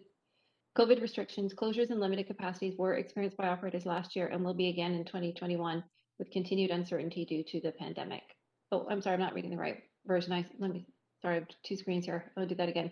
That council directs staff to report back with bylaw amendments to waive the annual fees for regular patio/large patio permits for 2021, recognizing that due to COVID restrictions, closures, and limited capacities were experienced by operators last year and will be again in 2021 with continued uncertainty due to the pandemic, as well as options to cover the associated revenue reduction. That's the First Amendment. And the Second Amendment, so that's clause 8. And clerks, if you could make sure that the second 2021 reads 2021 instead of 202. And your Second Amendment, which would be number 9. Yeah, I'd like to move them separately. So, Chair, I'm moving to the all right. first. Clerk, I wonder if you could move us to an amendment Q on the First Amendment, which would be an additional clause 8 to the motion. And Councillor Fry, go ahead for up to 5 minutes. Yeah, thanks, Chair. I'm wondering if through you could ask a question of the city manager or the acting city manager with regard to reporting back with bylaw amendments.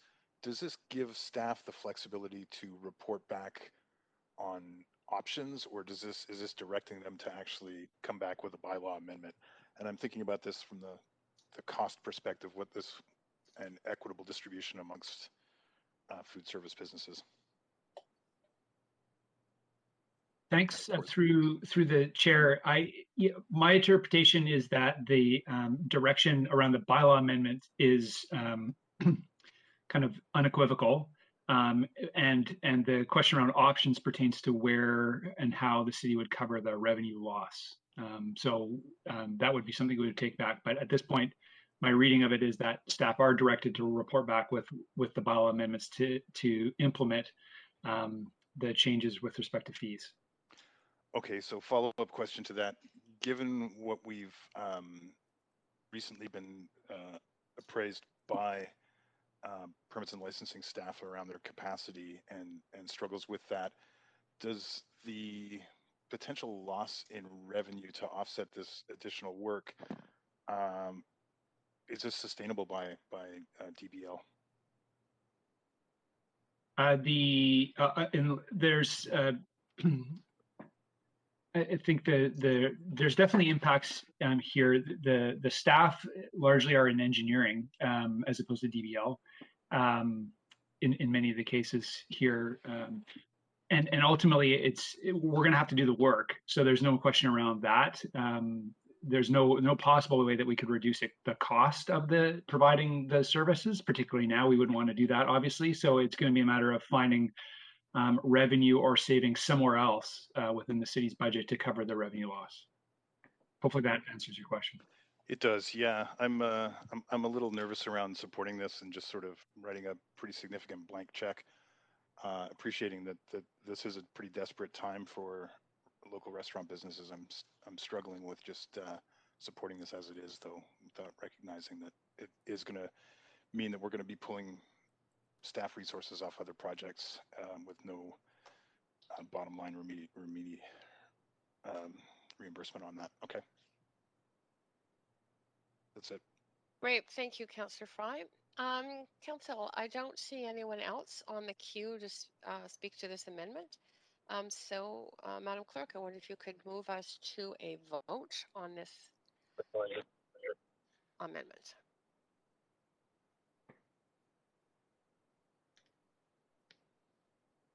And because I don't have a panel when the vote is all in, Madam Clerk, if you could, sorry, Clerk, if you could. Point of privilege, vote assist in favor, please. Okay. Thank you, Councillor DiGenova. Clerk, if you could manage that, please.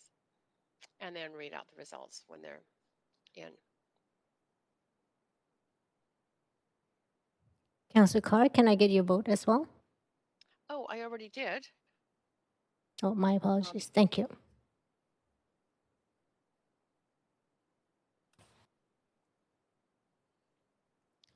Okay, that passes with 8 and with no one in opposition.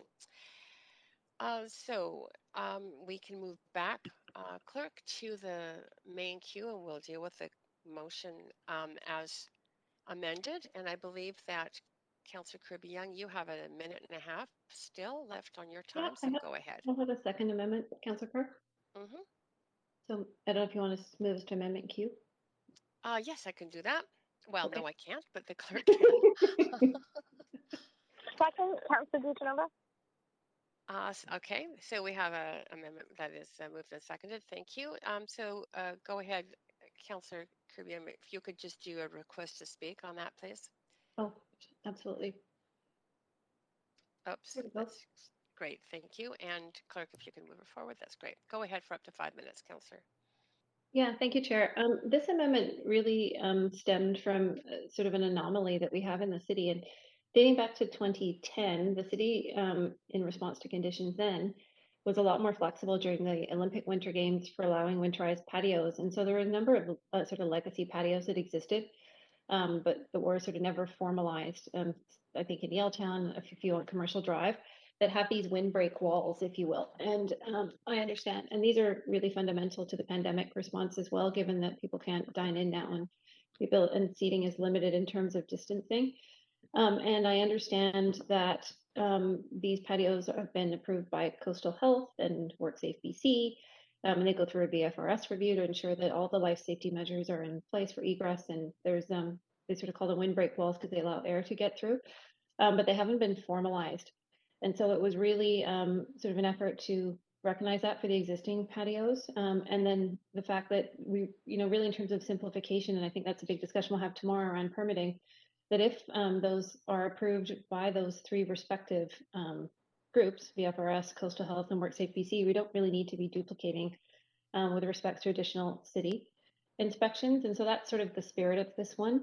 And I had debated on whether or not sort of focusing the amendment just on formally recognizing so that they don't have to come down, because I was hearing from our staff that because we hadn't formalized those patios, they might have to lose them, which would be just devastating blow to take those away now during a pandemic. And so it's an effort to make sure that, Yaletown doesn't lose a lot of those patios, which they desperately need now. But then also I'd included sort of some additional language in the middle there for, as well as windbreak walls for temporary and new patios in the attempt to increase a level playing field. So I suspect council could have a discussion around just sort of, formalizing the existing ones versus providing that equal opportunity to the new ones. But again, it's also meant to sort of simplify work here for staff, that we don't have to review something if it's sort of gotten the seal of approval from a life safety perspective during COVID while we're in emergency times by the FRS and Coastal Health and WorkSafe BC. And if it passes all of those gates, that should give us some comfort with respect to life safety. So that's the amendment, which is on screen now, and it says explicitly that council directs staff to allow existing windbreak walls for existing patios, as well as windbreak walls for temporary new patios, to increase dining comfort and patio use so that patios can be seated in all weather, subject to and based upon approval by VFRS, recognizing that Vancouver Coastal Health and WorkSafe BC also conduct inspections to ensure health and safety. And that's it. That's great. Thank you, Councillor Kirby-Young. Council, I don't see anyone else on the speaker's queue for this amendment. Chair Carr, if I may, I just want to make sure that council's got full information regarding this particular amendment. There are real concerns here, particularly given that we're talking about patios on street right-of-way, that erecting additional structures has really significant implications for traffic, pedestrians, and drivers. So we would strongly recommend that council direct staff to consider a report back as opposed to direct staff to allow. We do not have the capacity to review these case by case. So what this motion would be doing right now is allowing all of those street side patios to erect walls. So that's a really significant traffic and safety problem, and none of the other agencies that are listed here have accountability for that. I would also say that, just to clarify, VRRS will not be, they will not be inspecting all these patios in advance or even at any point in time necessarily, because they don't have the resources to do that either. So I just want to make sure that you're comfortable or have full information on kind of what staff can actually manage in relation to this. I totally understand the intent of it, and I think there's definitely work that we could do here. Just a blanket approval, I think, potentially has some unintended adverse consequences, and that's what we're concerned about. So thank you, Mr. Mokri. Sorry, there is a speaker's queue. Councillor Kirby-Young, that was, yeah. If I still have the floor, I was going to say I can propose a simple amendment to the amendment that I think might deal with that, pursuant to and appreciating the acting city manager's comments. Okay, go ahead. You have the, well, I can move us to an amendment to the amendment queue. No, I can't. Clerk, could you move us to an amendment to the amendment queue? Go ahead, Councillor Kirby-Yung, you're on. Yeah, thank you. And hearing what he said and trying to strike the appropriate balance here, because sort of respecting the importance of that commentary and feedback, I'm suggesting inserting the words "and report on allowing" for windbreak walls for temporary new patios, but allowing the existing ones that have been there for years already. So I'm just distinguishing between that and the amendment because I don't think it makes sense to take down the ones that have been there for years in Yaletown. However, I think that if we insert "and report back" allowing for temporary and new patios, I'm hopeful that that would address the concern, the valid comment that was raised by the city manager, our acting city manager. Okay, thank you. Yes, we do have that amendment in front of us. Thank you, Councillor Kirby-Yung. Councillor Fry, to the amendment. Chair Carr, we need a seconder for that. Oh, thank you. Second? I'll second. Thank Fry. you, Councillor Fry. And you are on the list to speak. So if you're finished, Councillor Kirby-Yung, Councillor Fry to the amendment to the amendment. Yeah, kudos to Councillor Kirby-Yung for modifying this to reflect the city manager's comments. I'm just curious if I could ask a question through you to the acting city manager. When we talk about existing windbreak walls for existing patios, does staff interpret this as existing legal windbreak walls for existing legal windbreak patios? I wouldn't want this to be misinterpreted as grandfathering in ad hoc windbreaks that weren't approved. Thanks. Through the chair, I got to be honest, I'm not sure of all the circumstances in which windbreak walls have been erected. I take the comments and the explanation that Councillor Kirby-Yung has offered in terms of the specific circumstances that she's talked about, and I think that makes sense. There may be some others, like you say, that are kind of well outside what has been tolerated or allowed in the past. I'm not sure that this is what this motion is getting at would suggest that we need to maintain all of that if they're patently unsafe. But I think if there are walls, windbreak walls, if I understand the intent is windbreak walls that have been used kind of for some in period of time that have not previously raised safety concerns, that those be maintained. If that's what the intent is, then I think this is certainly workable from my perspective. Okay, that's good for me. Thank you. Thank you. Thank you. Acting City Manager. Thank you, Councillor Fry. I don't see anyone else on the list. So, Clerk, if you could move us to a vote on this amendment to the amendment. That is to the highlighted language, report back on allowing.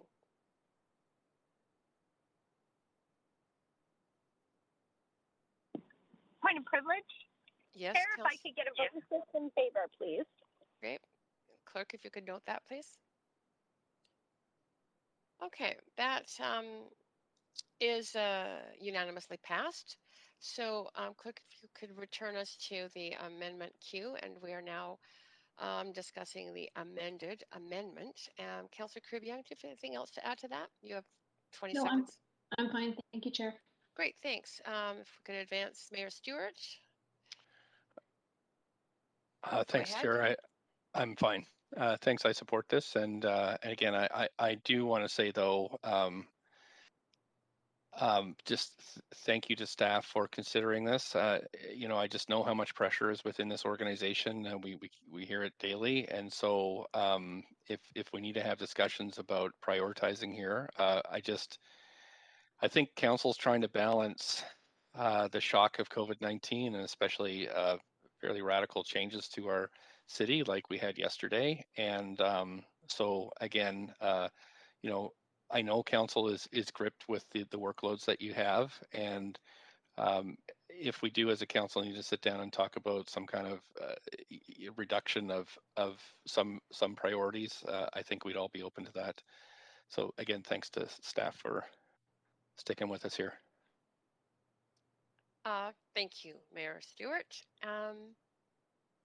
Councillor Kirby-Yung, I thought that you had already spoken on this. No? Yeah, I would just say I'm very happy to support the motion collectively, and I appreciate the mayor bringing it forward. I think that I'm proud that this council is really standing up as best we can for small business, and I think that we need to continue to have that voice. So I'm happy to support it. Thank you. Great, thank you. Councillor Fry to the amended amendment. Yeah, I supplied an amendment to the clerk. I think this list got mixed up a little bit, but okay, so there's another amendment. Okay. Yeah, and this is one of my concerns around the fees on patios and stuff is when I reflect on many of my favorite restaurants that physically don't have the ability to indulge a patio at all just because of by virtue of where they are. And so last year we approved the alcohol consumption in public spaces pilot in part to recognize that there were opportunities for food and beverage service folks that might not have the opportunity for a patio themselves.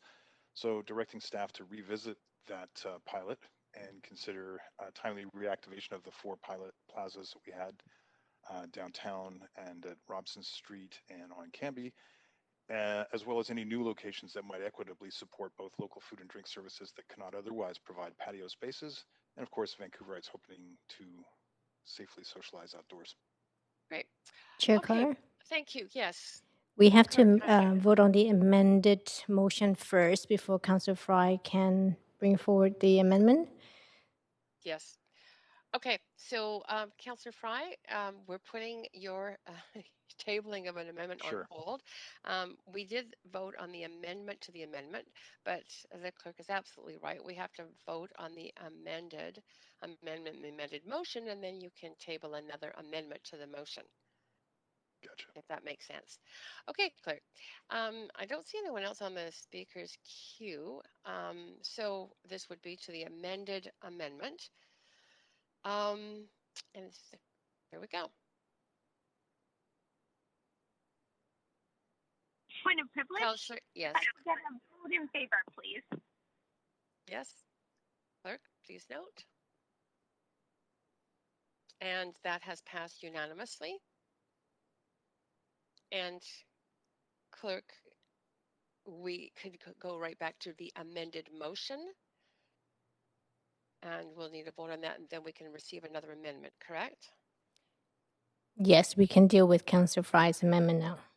Oh, now we can. All right, great. So let's move over to the amendment queue again. I'm not, because I'm not managing the queues. Councillor Kirby-Yung, are you speaking to Councillor Fry's amendment? I have a point of privilege. I don't see it on screen, and I don't see it in my email box. I have it at 6:38. It was sent to us. And click if you could put it up on the screen as well. That would be great. But okay. I see it. I see it now. We did receive it at 6:38. Thank you. I see it now. I'll second the motion. Thank you. That's great. And click if we can be an amendment queue.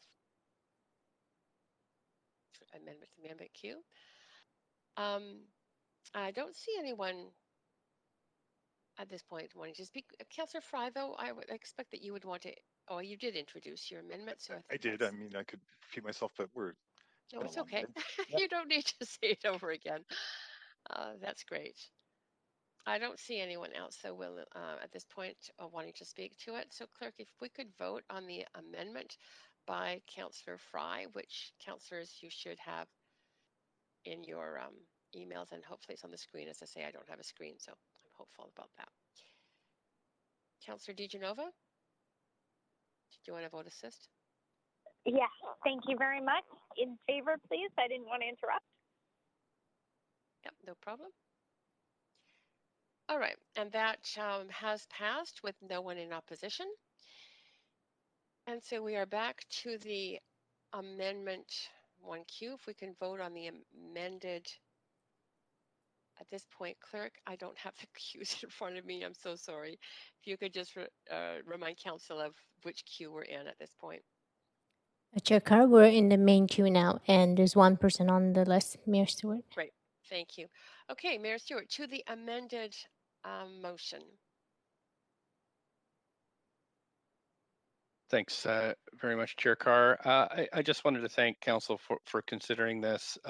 Thanks, as always, for the thoughtful amendments. We're really in a tough time here. When I said earlier today that I feel like it's just a nasty deja vu, it really kind of feels like that. And I know the public's feeling stressed, like, is this ever going to end? And so anything that we can do to help folks, have a slightly brighter day is good. And then for businesses, any kind of hope we can give. So we've actually, if we pass this, we've done a lot today to help, and I think that's really our job. So did want to thank everybody for pitching in here, and again to staff.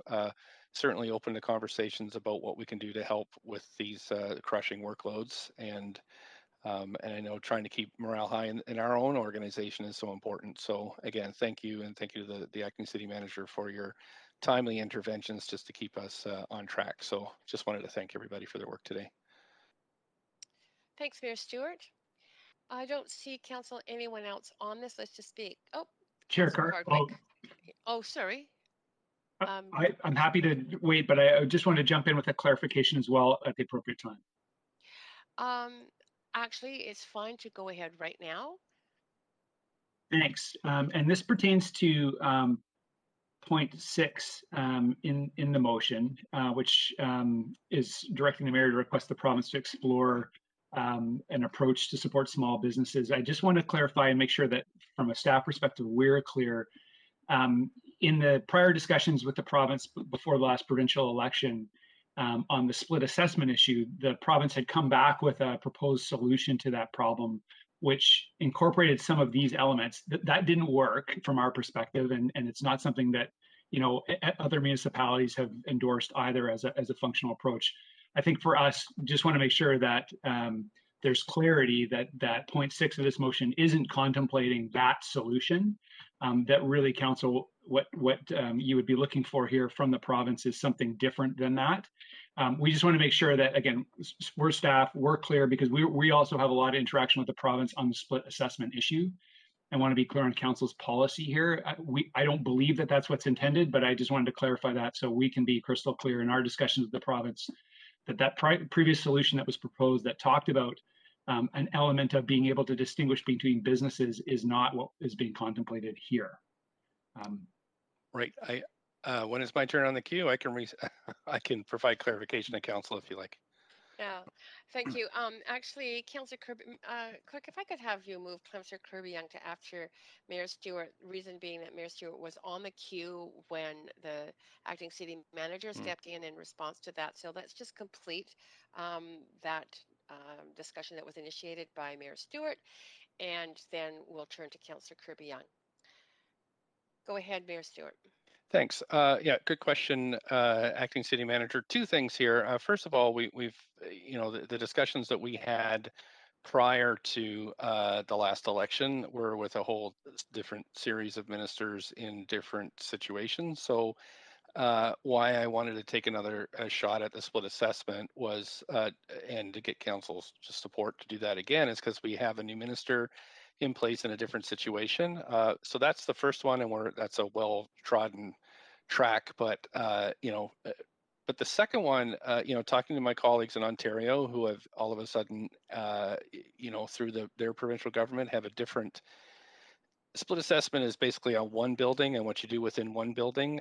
The second item number 6 is different categories of taxation for all businesses, and this is really to start a discussion as to what that might look like here. Really authorizing me to talk to ministers, not any work I don't contemplate for staff at this time, to see if there's any potential proposal there for that would help small businesses, especially in COVID. So I hope that helps clarify the intent. Acting City Manager. Thanks, Mayor Stewart. Yes, I think that's very helpful. Appreciate that. Okay, no problem. Okay, thank you. Thanks, Mayor Stewart. And Clerk, if you could move Councillor Kirby-Yung forward. Go ahead, Councillor Kirby-Yung, and maybe reset her timer. I think we're on a new amendment here. Yeah, thanks. I actually have a point of information for you to the acting city manager. Yes. Because I believe that the language the mayor had in this clause was reiterate that council has already given direction on this, and it was about a month ago or a month and a half can't remember, he doesn't serve on the date. I'm wondering if the city manager recalls that actually made an amendment to the regular property tax rate report that council gets to direct the mayor to work with the province to continue pursuing split tax assessment, recognizing that Vancouver is electing not to pursue the interim solution that was provided by the province. And that amendment was passed, it was about a month ago. So the direction's already been given from my mind, even though that's already done. I didn't want to bring it up in the context of this motion. And that, you know, because I saw it did say reiterate, but I just wonder if the acting city manager can confirm his recollection of that, because that explicit direction is on record. Thanks, Councillor. I off the top of my head, that's helpful. I had forgotten about that. I'm not sure if the clerk can confirm, but certainly that just further clarifies the position that council's taking on this issue, and I think is helpful for us as staff, again, in our conversations, to be clear on that. So I appreciate that additional clarification. Okay, so reflecting back, then staff are clear that the direction to not pursue the interim solution has already been given and to continue with pursuing split assessment. Yes, that's that, and in the context of point 6 here in the motion as well, all that together now, I'm totally clear. So I appreciate, Councillor, your those additional comments. That does help us. Great, thank you very much. Okay, great. Thank you, Councillor Kirby-Yung. And so we are on the main queue now, and we are now at a vote to vote for the motion as amended. We're clear we've had a few amendments coming through, but it's now a complete amended motion. No one else to speak to that main motion. Go ahead, Councillor DiGenova. I just wanted to be marked in favor of the main motion. Thank you. Great. Okay. Okay, clerk, if you could take us to a vote on this and mark Councillor DiGenova in favor. Thank you.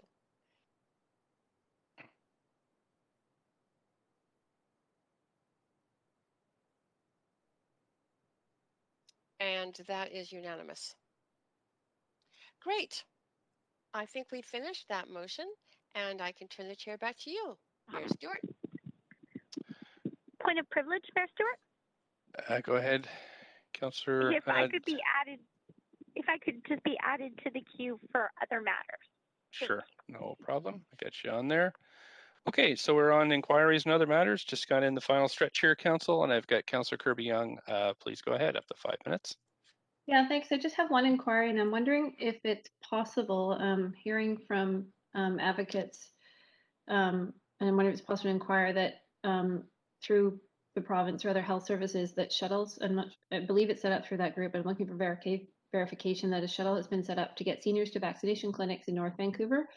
However, this has not occurred in the downtown east side, and given, excuse me, sort of current concerns sort of racialization and particularly targeting of Asians in our community, and particularly with respect to vulnerability of Asian seniors, and that additional lens in terms of sort of Asian hate, as well as the seniors who are vulnerable and helping them to get there. If it's possible to find out how the shuttle service was provided, if it was through health, and if it's something that could be done for our Chinese seniors in Chinatown, the downtown east side. Yeah, certainly, Council. I don't know the answer to that in terms of Vancouver Coastal's plans, but we can definitely follow up with them on that. Okay, super. Yeah. Thank you. Appreciate it. That's it for me, Mayor. Forgot I was chairing there. Sorry, I was just used to the expert chairing that we had earlier this evening. So thank you, councillors. Councillor DiGenova, up to 5. Thanks, Mayor. I just wanted to take a moment under other matters to acknowledge the sudden passing of Ian Waddell. Many will remember Ian for his elected service, both as a member of Parliament and a member of the Legislative Assembly, and also as an author and a filmmaker and a lawyer who was also called to the Queen's Council. During his time as a provincial cabinet minister, Ian was credited with helping, largely, helping BC secure the bid for the Vancouver 2010 Olympic Games. And, you know, after his life in politics, he went on to then win a Best Producer Award for his filmmaking at the Beverly Hills Film Festival for his film The Drop, Why Young People Don't Vote. I just spoke with Ian a week before his death, and when we spoke, he was planning a trip to Nunavut for after the pandemic. He was enthusiastic about the possibility of the 2030 Olympics, and we had tentatively scheduled a meeting for last week. It was a shock to me to hear of his passing. I could go on and on about his accomplishments, but I'd also like to acknowledge Ian's commitment to the community. He gave generously. He made time for everyone. He spent his time volunteering on different boards, and many will know with Pierce House Society. I appreciate the advice and opinions on many issues that he shared with me over the years. Ian had a magical way about him. He could bring people together regardless of politics. And I just wanted to say that my thoughts are with his loved ones, and I'm also offering my condolences to them. Thank you. Thank you, Councillor DeGenova. Councillor Hardwick. Well, thank you. I just wanted to give a shout out on the 95th birthday of Marguerite Ford. Marguerite Ford served the people of Vancouver as a member of City Council for 10 years. She was a president of TEAM. She served on the Metropolitan Board of Health, the Vancouver Hospice Project, and the Greater Vancouver Mental Health Service. She's a recipient of the Order of British Columbia. The list goes on and on about all of the things that Marguerite Ford has done for the city of Vancouver. So again, a happy 95th birthday to you, Marguerite. Cheers. Happy birthday. Councillor Wiebe. Yeah, this city lost another great person on March 18th, 2021, small in stature yet giant in our hearts. It's with my heavy heart and great sadness to announce the passing of Daisy Chin, a devoted partner, daughter, sister, aunt, friend, teammate, and colleague. Hired in 1984 as a volunteer for the summer camps at Trout Lake Community Center, Daisy's coworkers and supervisors alike were quick to notice her natural leadership qualities and humility when she carried with ease, her ability to connect with youth effortlessly as she learned from others in an early stage of her career would be filled with passion, and she devoted it to recreational programs that enriched the lives of so many Vancouverites through active living and to foster a vibrant community. She continues to make a large impact on so many and will be missed by she was with the park board since 1984 as a volunteer. I worked with her. She moved all the way up to the senior management team. Last night at park board, they gave a beautiful moment of silence and flowers for Daisy Chin, who will be missed by the city. She's done so much. Sorry, that shook me a little bit. That's all right. I really like Daisy. Another thing, the Person with Disability Advisory Committee wrote a letter to the mayor identifying as a priority, starting on opening day, the inclusion of universal accessible gender-neutral washrooms and pair sets of elevators within all 6 stations of the Millennium Broadway extension. And this is something, as someone who sat on that committee for 7 years, that this committee is very passionate to continue to advocate for, and we look forward to how Mayor Kennedy Stewart can help push that idea forward, recognizing the need for inclusive and universal washrooms. Next would be, I brought up under new business, talking about moving the herring nets from Falls Creek to Cole Harbor. I really want to thank city staff, park board staff, and the stream keepers from Squamish. The herring have successfully moved over, and we will be starting a new herring colony in Cole Harbor.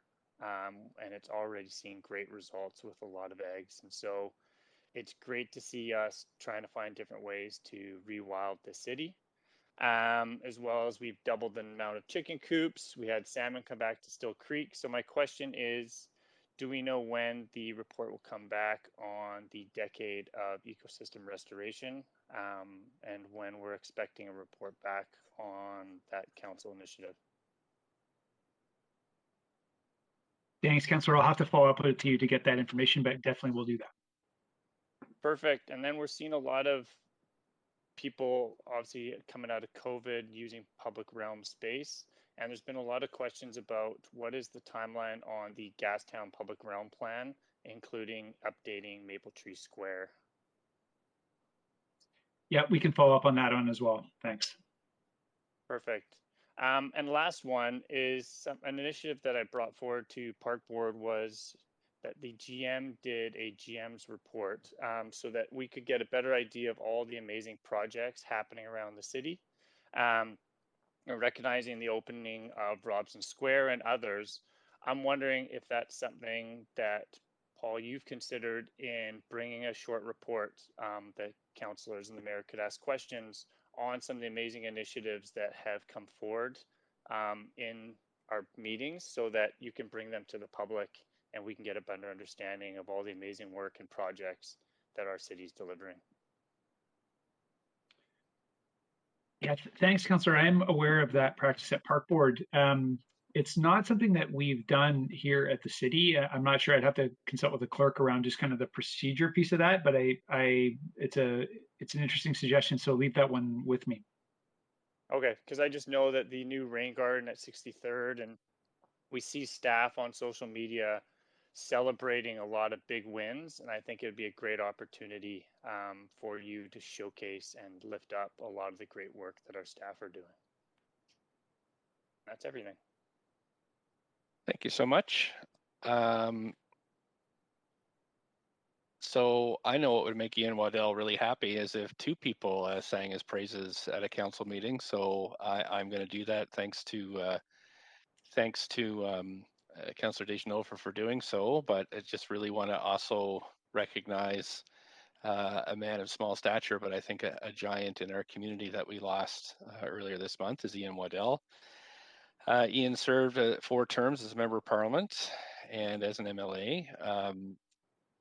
I just remember when I was serving and Ian would wear his MP's pin and come in and all give us a pep talk, never more than really 15 seconds ago, but because he was networking the whole time. So it was really great to talk with Ian, and you'd kind of forget by his jolly banter about how important he was to our country. Ian fought and was instrumental in drafting Section 65 of the Canadian Charter on Rights of Freedoms, which affirmed the treaty rights of Canadian Indigenous people. And I think that's, it shows the depth of his character. He had a brilliant legal mind. He learned law degrees from the University of Toronto and the London School of Economics. Was a prosecutor, defense lawyer, and worked with Tom Berger on the Mackenzie Valley Pipeline Inquiry, which was really a fundamental change in how we govern our country, and once again tied to Indigenous rights and title. So I met Ian first in 2004 when I ran in Vancouver Centre against the indomitable Hetty Fry, and Ian Waddell was such a great boost to me, and very grateful to his mentorships. It was really press conferences with Ian were always an adventure, but you always seem to laugh no matter how badly they went. So that was pretty fun. And really Ian was all about fighting for social justice, really from his head to his toes. He looked at every single issue through that lens of how to make the world better for the least privileged. So I just wanted to pass along my condolences and say, we'll miss Ian. He spent lots of his energy, and he had so much of it mentoring a new generation of political activists and practitioners. So to everybody I knew and loved Ian, I just want to express my deep condolences and note his passing. So thank you, Council. On next to Councillor Fry. Well, thank you, Mayor, and I appreciate both those very thoughtful tributes to Mr. Waddell. Heck of a guy. Yep. Well appreciated. I wanted to just give a brief update on the Vancouver Public Library. I had my first meeting with them as the new council liaison. Thanks to Councillor Boyle for allowing me that opportunity. Reflecting on our library staff, who of course were significantly hard hit during this last year of pandemic, and just had a few updates on how they're adapting. And we will be getting a strategic plan, and the board chair and chief librarian will be presenting it to council on April the 13th. But I wanted to highlight a couple of things that have been happening at the library. The use of digital collections is up 42%, and the library is supporting a lot of folks who are using digital content for the very first time, especially seniors. In-person visits are about 34% of pre-pandemic levels, but while borrowing is up about 75% of normal and is climbing. It's consistent with sort of what we're seeing with retail and downtown businesses, and people are making less but more efficient visits. And the library is expecting visits to rebound once in-person programming starts again and after health restrictions are lifted, hopefully soon, because the interest remains quite high. Computer and internet access continues to be a critical service, and Vancouver Public Library was the first public library in Canada to offer a computer lab while libraries were closed during the pandemic. All of the branches brought back computer use when they reopened, and people are now using computers about 15,000 hours per month. We've done a tremendous amount of work on reconciliation. Indigenous Collections at Central Library is now containing 13,000 items by and about Indigenous peoples for all ages, and delivery of over 130 programs with an Indigenous focus. The library board also has 2 trustees who are Indigenous. And I'm happy to report that there have been no known cases of COVID transmission at any library location, demonstrating that the strict safety protocols being followed by staff and patrons that are allowing our libraries to remain safely open have been incredibly successful. And very much looking forward to the update on the strategic plan, April 13th, coming to us. Thanks.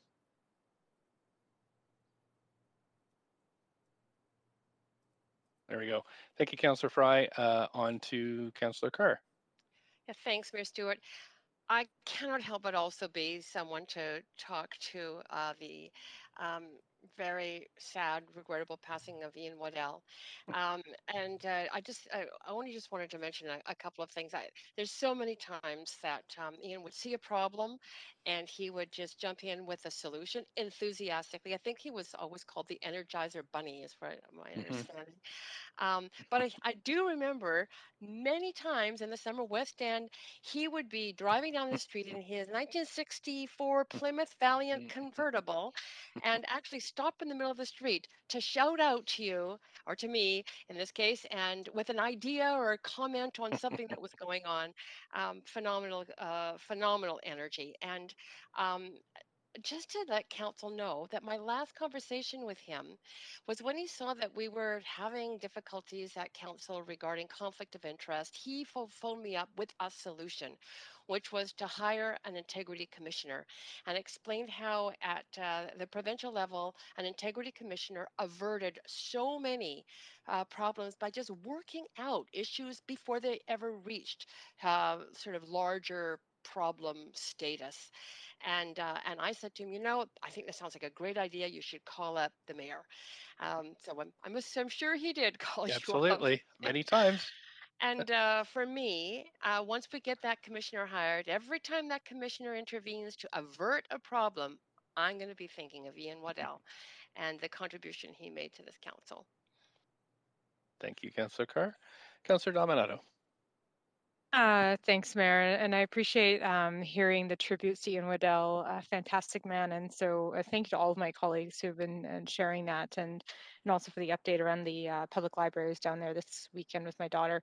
I just briefly want to recognize that March 25th was the 200th anniversary of Greek independence, and this was a significant marking for the Greek community here in Vancouver. It was fantastic to see, and thank you to our staff for lighting City Hall in blue, but also being one of a number of sites throughout the city that carried and raised the Greek flag. And this 200 years marks Greece's independence from Ottoman rule and is of great meaning to Greeks in terms of historical significance, in terms of the concept of liberty and nation state, but it also has spiritual significance, and want to honor that and recognize that. And while it is a small community in British Columbia and in Vancouver, it's a very mighty community, and some of you know that my grandmother's family immigrated from Greece in the early 1900s. 7 children were raised here in BC, in Prince Rupert. And so it is certainly a part of my heritage. And I had the honor of laying a wreath on behalf of the city at St. George's Orthodox Church. And it was a real honor and a pleasure, but I did want to recognize that. And part of that history is there was a number of heroines, and one of them was named Bubalina, and she's got quite an interesting story if you look her up. But many say there's a Bubalina in every family, and it's recognizing strong women. And of course, we have a council made up of strong women and men, of course. And but I want to just acknowledge the history there and the Greek community, and thank staff for going to the effort to lighting City Hall in blue and putting the flags up as well. Thank you so much. I think that's it. So Motion to adjourn? oh, out there. Okay, Councillor Hardwick, quick draw. Second by Councillor Dejanova. Thank you very much, Council. All in favor say yes. Yay. Yay. Yes. Opposed, nay. Great. Okay, thanks very much, Council. We're adjourned, and we'll see you tomorrow. Great. Thanks, Council. Good night, everybody. Thank you, staff. Okay, bye. Bye. Well.